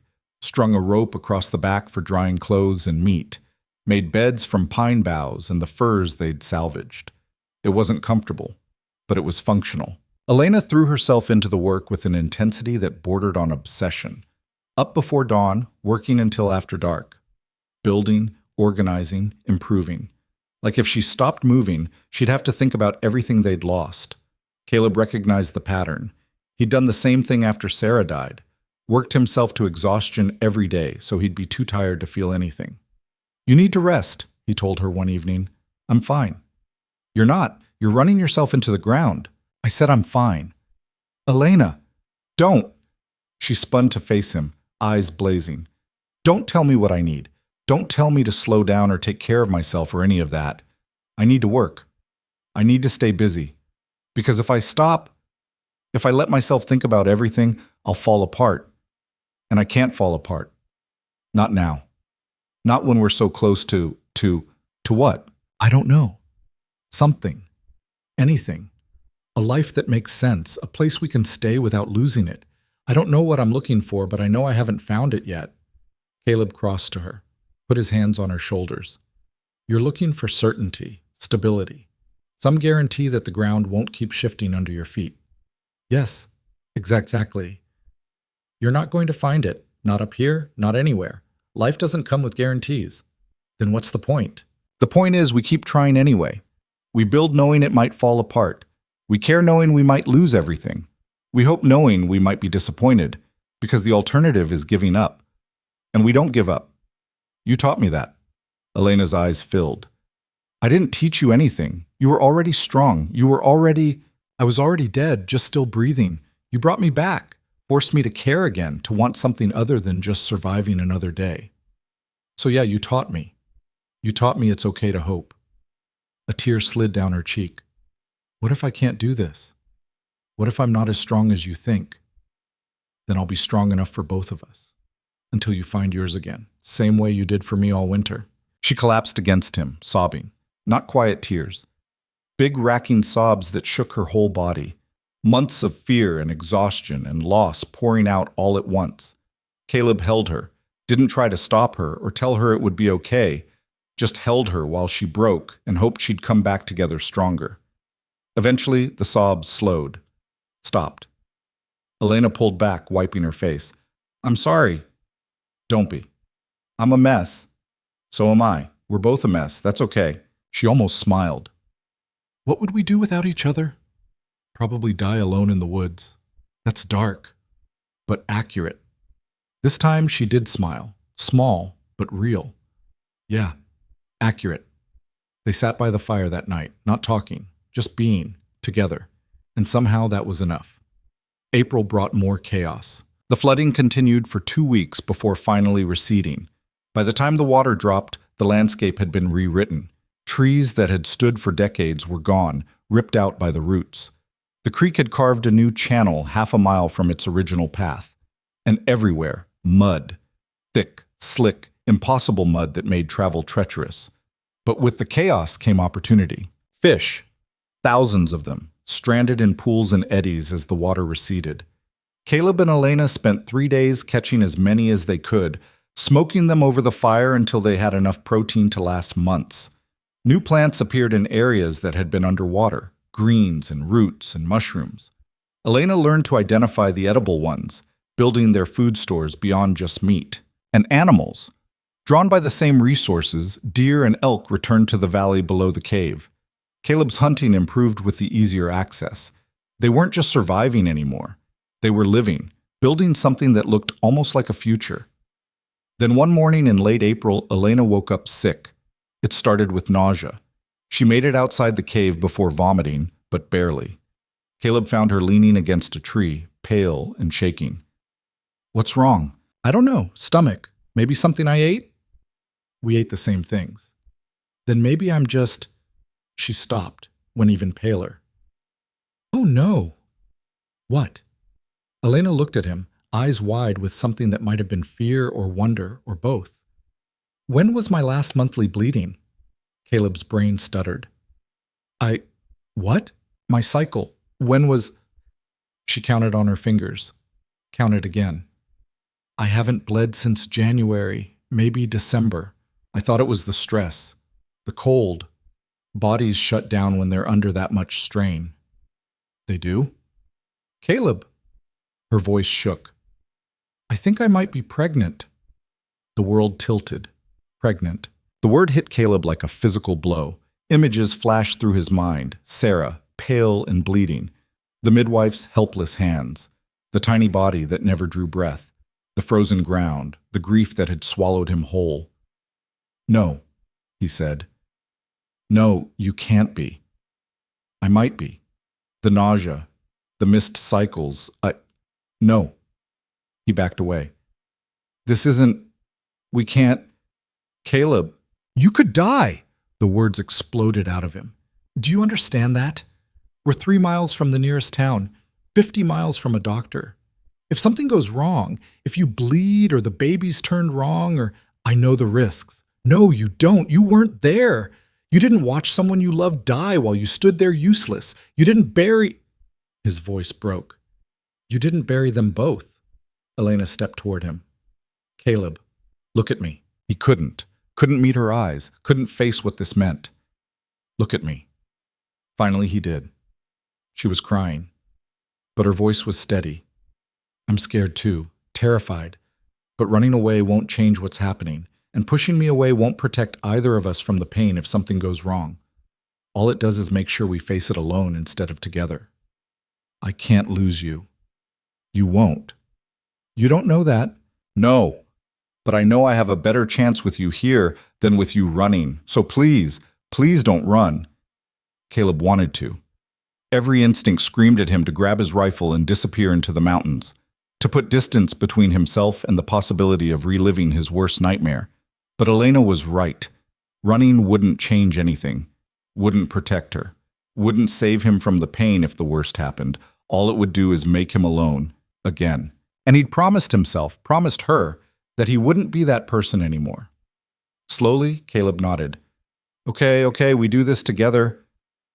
"Together," Elena repeated. He pulled her close, felt her trembling against him.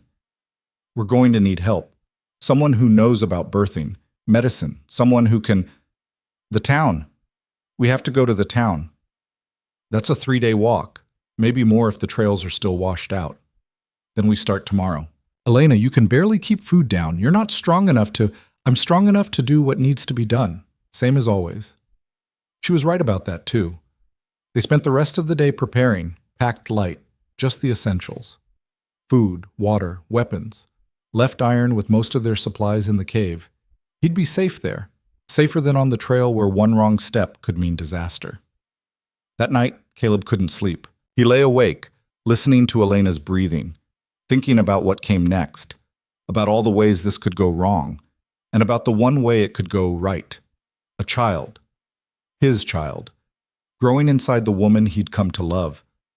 Part of him was terrified. But another part, a part he'd thought died with Sarah, felt something else. Joy. Small. Fragile. But there. "You still awake?" Elena's voice in the darkness. "Yeah. Me too." "Scared?" "Terrified. You?" "Same." She rolled over to face him. "Tell me something true, something you've never said out loud." Caleb was quiet for a moment. "I love you. I think I have since that first night when you woke up and accused me of killing everyone. You were fierce and broken and so damn stubborn. And I thought if I could just keep my distance, I'd be safe. Wouldn't get attached. But you didn't let me. You pushed and challenged and made me feel things I'd spent 15 years trying not to feel. And now I can't imagine being without you. So yeah, I love you.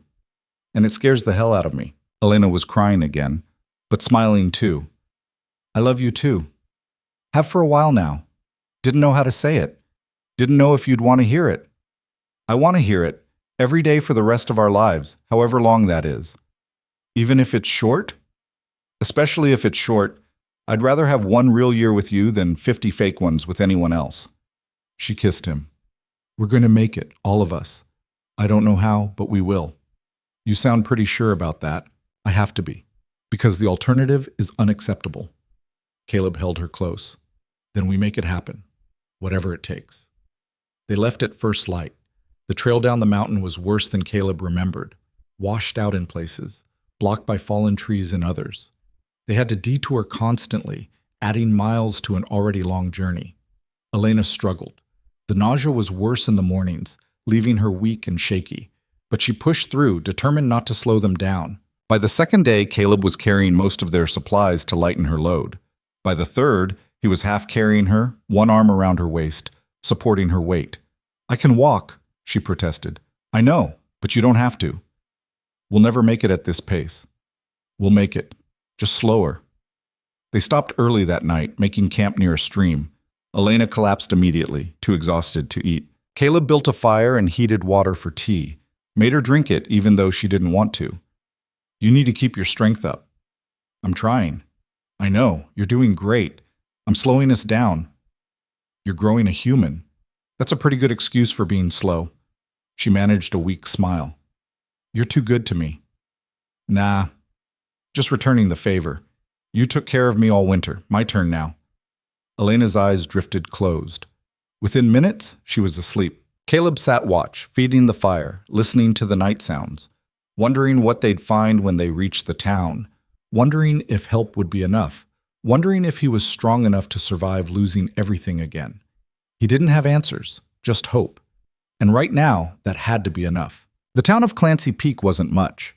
24 buildings scattered along a mud-caked main street, most of them leaning like drunk men. A general store, a saloon that doubled as a boarding house, a blacksmith, and at the far end, a small wooden structure with a hand-painted sign that read, "Dr. Margaret Chen, Physician." Caleb had never been so grateful to see civilization in his life. They stumbled into town just after noon on the fourth day.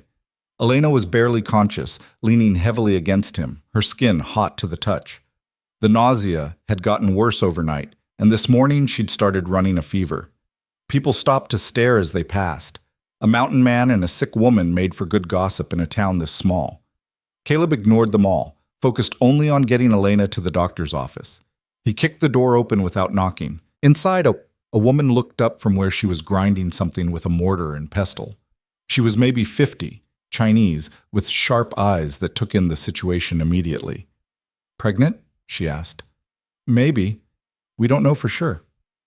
"Put her on the table." Caleb laid Elena down as gently as he could. The doctor was already moving, hands checking pulse, eyes, temperature. She worked with the kind of efficiency that came from years of practice. "How long has she been sick?" 3 days, started with nausea. Fever came last night." "Any bleeding?" "No." "Pain in her abdomen?" "She hasn't said." Dr. Chen looked at him. "You need to leave. I'll examine her properly. You can wait outside." "I'm not leaving her." "Yes, you are. Or I won't help either of you." Caleb wanted to argue, wanted to plant himself by Elena's side and refused to budge. But the look on the doctor's face told him there was no negotiating. He stepped outside. The street was still watching. Caleb found a spot against the wall and slid down, sitting in the mud, too exhausted to care. His hands were shaking. When had they started shaking? Time passed. Could have been minutes. Could have been hours. The sun moved across the sky. The townspeople eventually lost interest and went back to their business. Finally, the door opened. Dr. Chen stepped out, wiping her hands on a cloth. Her expression was unreadable. "She's pregnant. About 4 months along, I'd estimate." 4 months. That meant it happened back in January, in the station, during one of those long nights when they'd held each other against the cold. "The fever?" Caleb asked. "Not pregnancy-related. She's malnourished and exhausted. Her body's been running on fumes for so long it's starting to shut down. The pregnancy is making it worse, but it's not the cause." "Will she—" He couldn't finish the question. "She needs rest. Real rest. Not just a few hours between surviving. She needs proper food, clean water, warmth. If she gets those things, she'll recover. The baby too. And if she doesn't?" Dr. Chen's expression softened slightly. "Then you'll lose them both." "I'm sorry, but that's the truth." Caleb felt the world tilt. "How long? For the rest?" "At least a month. Maybe 2. Until she's strong enough to handle the physical demands of late pregnancy." "We don't have a month. We don't have anywhere to stay." "Then you'll need to find somewhere. Because if you take her back up that mountain now, she won't survive it." The doctor went back inside, leaving Caleb alone with the weight of impossible decisions. He couldn't stay in town. He had no money, no connections. Nobody here knew him, and the few who did probably remembered him as the crazy hermit who disappeared into the mountains 15 years ago. But he couldn't leave either, not if it meant killing Elena and their child. He was still sitting there, trying to figure out what the hell to do, when a shadow fell across him. Caleb looked up. An old man stood there, maybe 70, weathered face creased with lines that could have been from smiling or squinting into too many suns. Hard to tell which. "You're Rourke," the man said. Not a question. "Yeah. Thought you were dead." "Disappointed?" The old man smiled. "Nah, just surprised. You disappeared so completely, most folks figured you froze to death that first winter." "Almost did. But you didn't, and now you're here, with a pregnant woman who needs help." The old man squatted down, joints popping. "I'm Thomas Greer. Used to run the lumber mill before my son took over. Got a cabin on the edge of town. Small, but it's got a bed and a stove. You and your woman can stay there. No charge." Caleb frowned. "Why would you help us?" "Because I remember you. Remember your wife, too. Sarah, right? Red hair, nice woman. She helped my daughter when she got sick one winter. Sat up with her 3 nights straight. Wouldn't leave until the fever broke." Thomas's eyes were kind. "Figure I owe her memory at least this much." Something cracked in Caleb's chest. "I can't pay you." "Don't want payment, just want to help. That okay with you?" Caleb nodded, not trusting himself to speak. Thomas stood. "Come on, let's get your woman settled." The cabin was small, like Thomas had said. 1 room, but it was clean and dry and warm. There was a real bed with a real mattress, a working stove, shelves stocked with basic supplies. Caleb carried Elena inside and laid her on the bed. She stirred slightly, but didn't wake. "Doctor says she needs rest and food," Caleb said. "Then that's what she'll get. My daughter Mary will bring meals. You just focus on taking care of her." "Why are you doing this? Really?" Thomas looked at him for a long moment. "Because 15 years ago, you lost everything. And instead of asking for help, you disappeared. Chose to suffer alone rather than burden anyone else. That's noble, I guess. But it's also stupid. We're all carrying something, Rourke. Nobody gets through this life without scars. The difference between surviving and thriving is whether you let people help carry the weight." He left before Caleb could respond. Caleb sat beside the bed and took Elena's hand. It was warm now, no longer burning with fever. Her breathing was steady, peaceful. For the first time in days, the knot in his chest loosened slightly. Elena woke 2 hours later. She looked around the unfamiliar room, confused, until her eyes found Caleb. "Where are we?" "Clancy Peak. The doctor examined you. You're okay. The baby's okay. But you need rest." "How long?" "Month or 2. We can't afford that. We can't afford not to. Elena, you were dying. Another day on the trail and—" He stopped. "We're staying, however long it takes." She wanted to argue. He could see it in her eyes, but the exhaustion won out. She nodded and closed her eyes again. The weeks that followed were strange. Caleb wasn't used to accepting help, wasn't used to people showing up with food and blankets and kindness. But Thomas's daughter Mary came every day with meals. The doctor stopped by to check on Elena. Even strangers would nod to Caleb on the street, offering quiet words of encouragement. It was uncomfortable, foreign. Everything Caleb had run from 15 years ago. But Elena was getting stronger. The color returned to her face. The fever stayed gone. Her appetite came back. And slowly, the shape of her belly became visible. A child. Growing. Living. Defying every fear Caleb carried. One evening in early June, they sat outside the cabin watching the sunset. Elena's hand rested on her stomach, feeling the small movements inside. "Can you feel it?" she asked. Caleb placed his hand beside hers. There. A flutter. Like a butterfly trapped beneath the skin. "Yeah," he said quietly. "I feel it. Are you still scared?" "Terrified." "Me too, but also excited. Is that strange?" "No, makes sense. Both can be true." Elena leaned against him. "What happens after, when the baby comes?" "We figure it out, same as everything else." "Do we go back to the mountains, stay here? I don't know what I want anymore." Caleb had been thinking about that question for weeks. The mountains had been his refuge for so long, his escape, his prison. Now, now they felt less like home and more like a place he'd hidden. I don't know either, he admitted. Part of me wants to go back. It's what I know. Where I feel not safe, but in control. But another part thinks maybe it's time to stop running. You're not running, you're surviving. Is there a difference? I think so. Running is about what you're leaving behind. Surviving is about what you're moving toward. Caleb looked at her. When did you get so wise? I'm not wise. I'm just tired of being afraid, tired of letting fear make my decisions. I want to choose, really choose. Not because I'm desperate or trapped or out of options, but because I actually want something. What do you want? Elena was quiet for a moment. I want a life where I don't have to fight for every breath, where our child can grow up safe, where you can carve your wolves and I can plant a garden and we can just be, without constantly looking over our shoulders. That's a good want. Yeah, it is. She turned to look at him. Do you think it's possible, after everything? Do you think we can actually have that? Caleb thought about Sarah, about the life they'd built that got ripped away, about 15 years of isolation and grief, about Elena crashing into his world and forcing him to feel again, about the small life growing between them. Yeah, he said finally, I think we can. 2 months later, on an August night when the air was thick and still, Elena went into labor. It started slow. Small contractions that made her wince but were manageable. Dr. Chen had been staying at the cabin for the past week, preparing.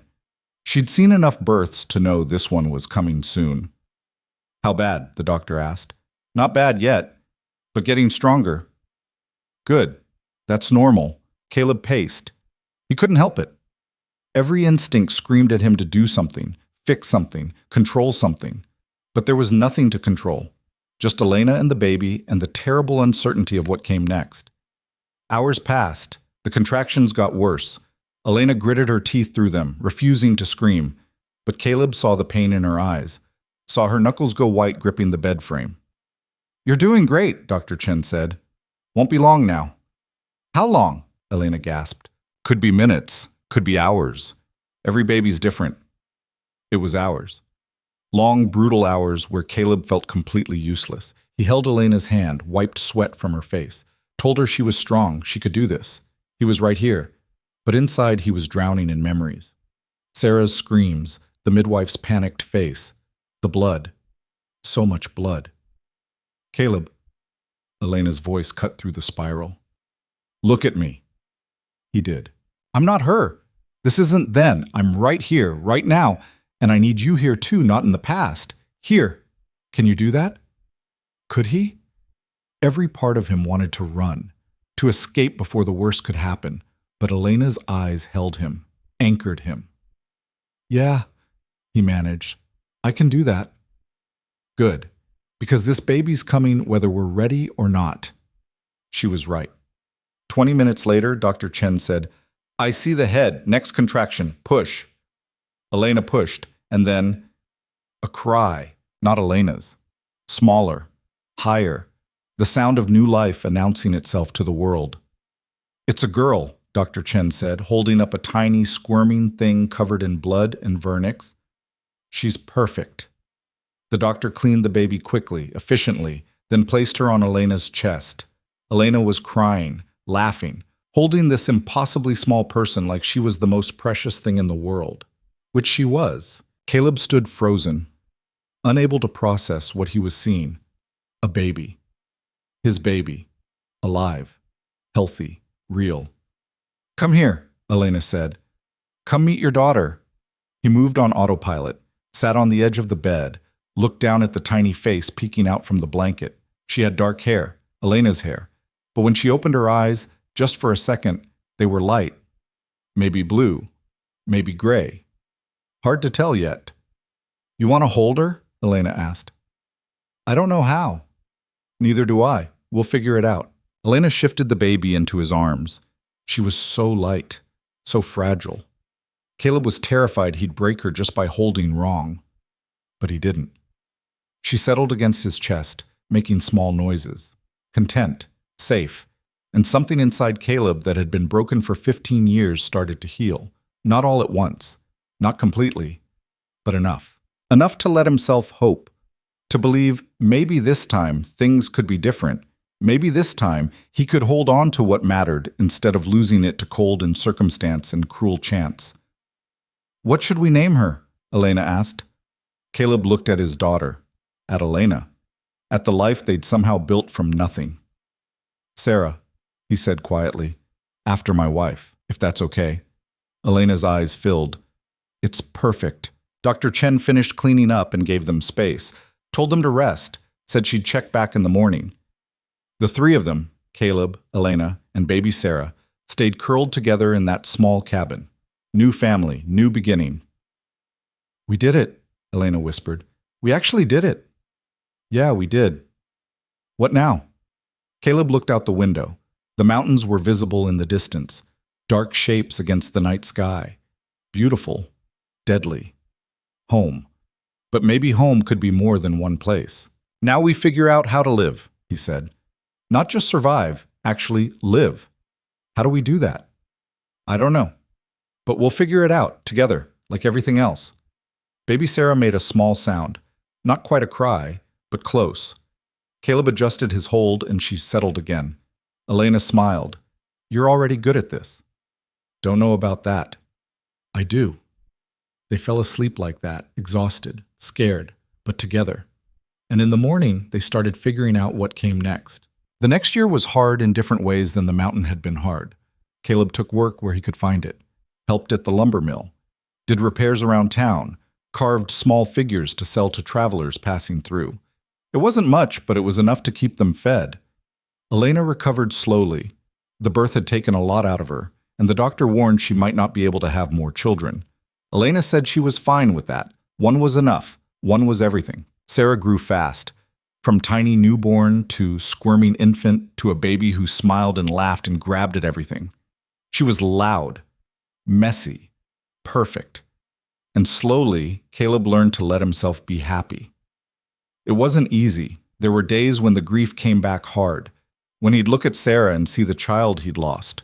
When he'd wake up in a panic, certain Elena had stopped breathing.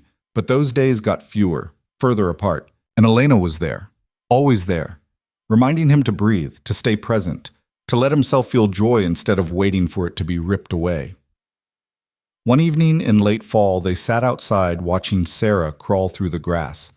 She was 7 months old now, fast, fearless, getting into everything. "I've been thinking," Elena said. "Yeah?" "About the mountains, about whether we should go back." Caleb had been thinking about it too. The cave was still there, their supplies, iron. Part of him missed the simplicity, the isolation. But another part, the bigger part, liked this, liked having neighbors, liked Sarah growing up around other people, liked not having to fight for survival every single day. "What do you think?" he asked. "I think we should stay, at least for now. Let Sarah get bigger, stronger, and then maybe then we can decide. Show her both worlds, let her choose what she wants. She's going to want the town. Everyone does. Maybe. Or maybe she'll be like her father. Maybe she'll want the wild. Or maybe she'll be like her mother, stubborn and impossible to predict." Elena laughed. "That's probably most likely." Sarah discovered a bug, picked it up, put it in her mouth. Both parents lunged forward. "No, Sarah, no!" They wrestled the bug away from her. She cried. Caleb handed her a stick instead. She was immediately fascinated. "We're going to have our hands full," Elena said. "Yeah, we are. Worth it, though. Definitely worth it." They sat in comfortable silence, watching their daughter explore the world with the kind of fearless curiosity only children possess. And Caleb realized something. He wasn't afraid anymore, not of loss, not of pain, not of the future. Because whatever came next, good or bad, he wouldn't face it alone. He had Elena, had Sarah, had a life that mattered. The mountains would always be there, wild and beautiful and deadly, ready to take him back if he chose. But right now, in this moment, he chose this. Chose family, chose love, chose to live instead of just survive. That night, after Sarah was asleep, Caleb sat at the table and picked up his carving knife. Started working on a fresh piece of pine. Elena watched from the bed. "What are you making?" "A wolf," Another one? Yeah, but this one's different. How? Caleb studied the wood, saw the shape taking form. This one's not alone. He carved for hours. Let the knife find the story in the wood. And when he was done, it wasn't just a wolf, it was a pack. 3 wolves. One large, one smaller, one tiny. Running together through carved trees and mountains. Family. Elena came to look at it in the morning light. It's beautiful. It's us. I know. She kissed his cheek. Keep it. Don't sell this one. I won't. He placed it on the shelf above their bed. A reminder. A promise. A declaration that some things were worth keeping. Years passed. Sarah grew into a wild child who climbed trees and caught fish and could track a deer better than most grown men by the time she was 8. She had Elena's determination and Caleb's love of the wild. And somehow, she was better than both of them combined. Caleb and Elena grew older too. Grayer. Harder in some ways, softer in others. They built a real house on the edge of town. Not huge, but theirs. With a workshop for Caleb's carvings and a garden for Elena's herbs. They never forgot the mountains. Some summers they'd go back, spend weeks at the cave, show Sarah where they'd survived that first brutal winter, teach her everything they'd learned. But they always came back to the town, to the community they'd slowly become part of, to the life they'd built from ashes and desperation and stubborn refusal to give up. Victor never came back. Caleb heard through town gossip that the railroad baron had lost his fortune in some bad investment. Last anyone knew, he was living in San Francisco, broke and bitter. Elena said she hoped he found peace. Caleb said he didn't care either way. They both meant it. Thomas Greer died when Sarah was 10. They all went to the funeral. Caleb gave the eulogy, talked about kindness and second chances and how one act of generosity could change everything. Half the town cried, the other half nodded along. Dr. Chen retired but stayed in town. Taught Elena everything she knew about medicine and healing. Elena became the unofficial nurse, helping with births and injuries and illnesses. She was good at it, had a talent for making people feel safe when they were scared. And Caleb kept carving. His wolves became famous in their small way. Travelers would stop specifically to buy them. He never made much money, but that wasn't the point. The point was creation, making something beautiful from raw materials, finding the life in dead wood.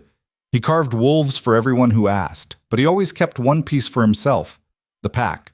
The 3 wolves running together, a reminder of where they'd come from, what they'd survived, what they'd built. One evening, when Sarah was 15 and full of questions about everything, she asked the question Caleb had been waiting for. Do you regret it? Going to the mountains? Losing all those years? Caleb thought about it, really thought. No, he said, finally. I needed those years. Needed to break before I could heal. If I'd stayed in the valley after your mother, after Sarah, I would have destroyed myself. The mountains gave me space to grieve, to survive, to eventually find my way back to living. But you were alone. I was. And I thought that's what I wanted, what I needed. But I was wrong. Being alone didn't protect me from pain. It just made sure I faced it without help, without hope. Then why did Mom save you? If you were so determined to be alone? Caleb smiled. She didn't save me. Not really. She just refused to let me stay broken, forced me to remember what it felt like to care about someone other than myself. And that changed everything. Sarah was quiet for a moment. I want to see it, the cave, where you lived. We've been there. No, I mean, really see it. Spend a winter there. See if I'm strong enough. Elena, listening from the doorway, shook her head. Absolutely not. Mom, yeah? You're 15. You're not spending a winter in the mountains alone. Then come with me, both of you, like old times. Caleb and Elena exchanged looks. We're too old for that, Elena said. You're not that old. We're old enough to know better. But Sarah kept pushing, and eventually they agreed.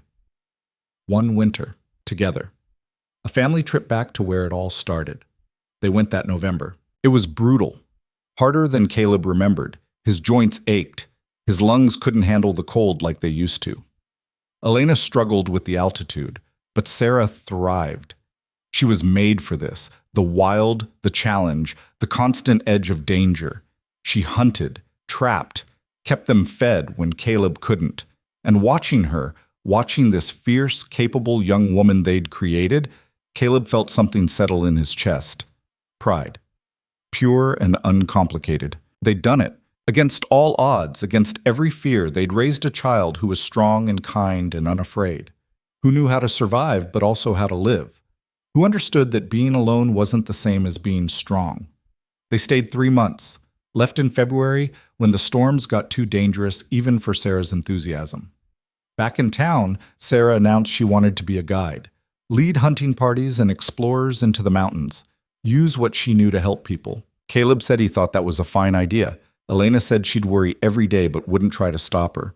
Sarah hugged them both. Thank you for everything, for surviving, for finding each other, for giving me this life. You don't have to thank us, Elena said. I know, but I want to. That night, Caleb carved one more wolf, a fourth one, smaller than the original 3, running ahead of the pack, leading the way. He added it to the carving, now 4 wolves instead of 3. She's going to leave, Elena said, watching him work. I know. Are you ready for that? No. But I don't think parents ever are. We could ask her to stay, keep her close. We could, but we won't. Why not? Because we didn't survive all that just to cage her. She's wild, like the mountains, like us. And wild things need to run. Elena leaned against him. When did you get so wise? I'm not wise, just old and tired. You're not that old. Old enough. They sat together watching the fire burn low. Outside, the town slept, and somewhere in the distance, the mountains stood dark against the stars. Still there, still waiting, still wild. But Caleb didn't need them anymore. He had everything he needed right here. Sarah left the next spring, headed west with a group of trappers who needed someone who knew the high country. She promised to write, promised to visit, promised to be careful. Caleb and Elena watched her go, stood on the porch of their house until she disappeared from view. It's just us now, Elena said. Yeah. Is that enough? Caleb turned to look at her. This woman who'd crashed into his life and refused to let him die alone, who'd fought beside him, survived with him, built a family from nothing. More than enough, he said. They went inside, and there, on the shelf above the fireplace, 4 wooden wolves ran together through a carved forest. A family, a pack. A reminder that some things, the important things, survive everything. Even the cold, even the fear, even the weight of the past. Love survives. Hope survives. And if you're willing to fight for it, to bleed for it, to choose it every single day, even when it's hard, life survives too. That's the story. Not of a man who chose the mountains, but of 2 broken people who found each other in the wilderness and learned that being alone was never the answer. Connection was. Community was. Love was. And sometimes the bravest thing you can do isn't running away from pain. It's staying. Opening your heart again. Choosing to hope even when hope feels dangerous. Because life, real life, doesn't happen in isolation. It happens in the moments between. In the shared struggles. In the hands held through storms. In the promises kept even when keeping them is hard. Caleb learned that. Elena taught him. And together, they proved it was true. The mountains are still there, wild and beautiful and deadly. But they're not home anymore. Home is wherever love is. And for Caleb Rourke, that's enough. More than enough. It's everything.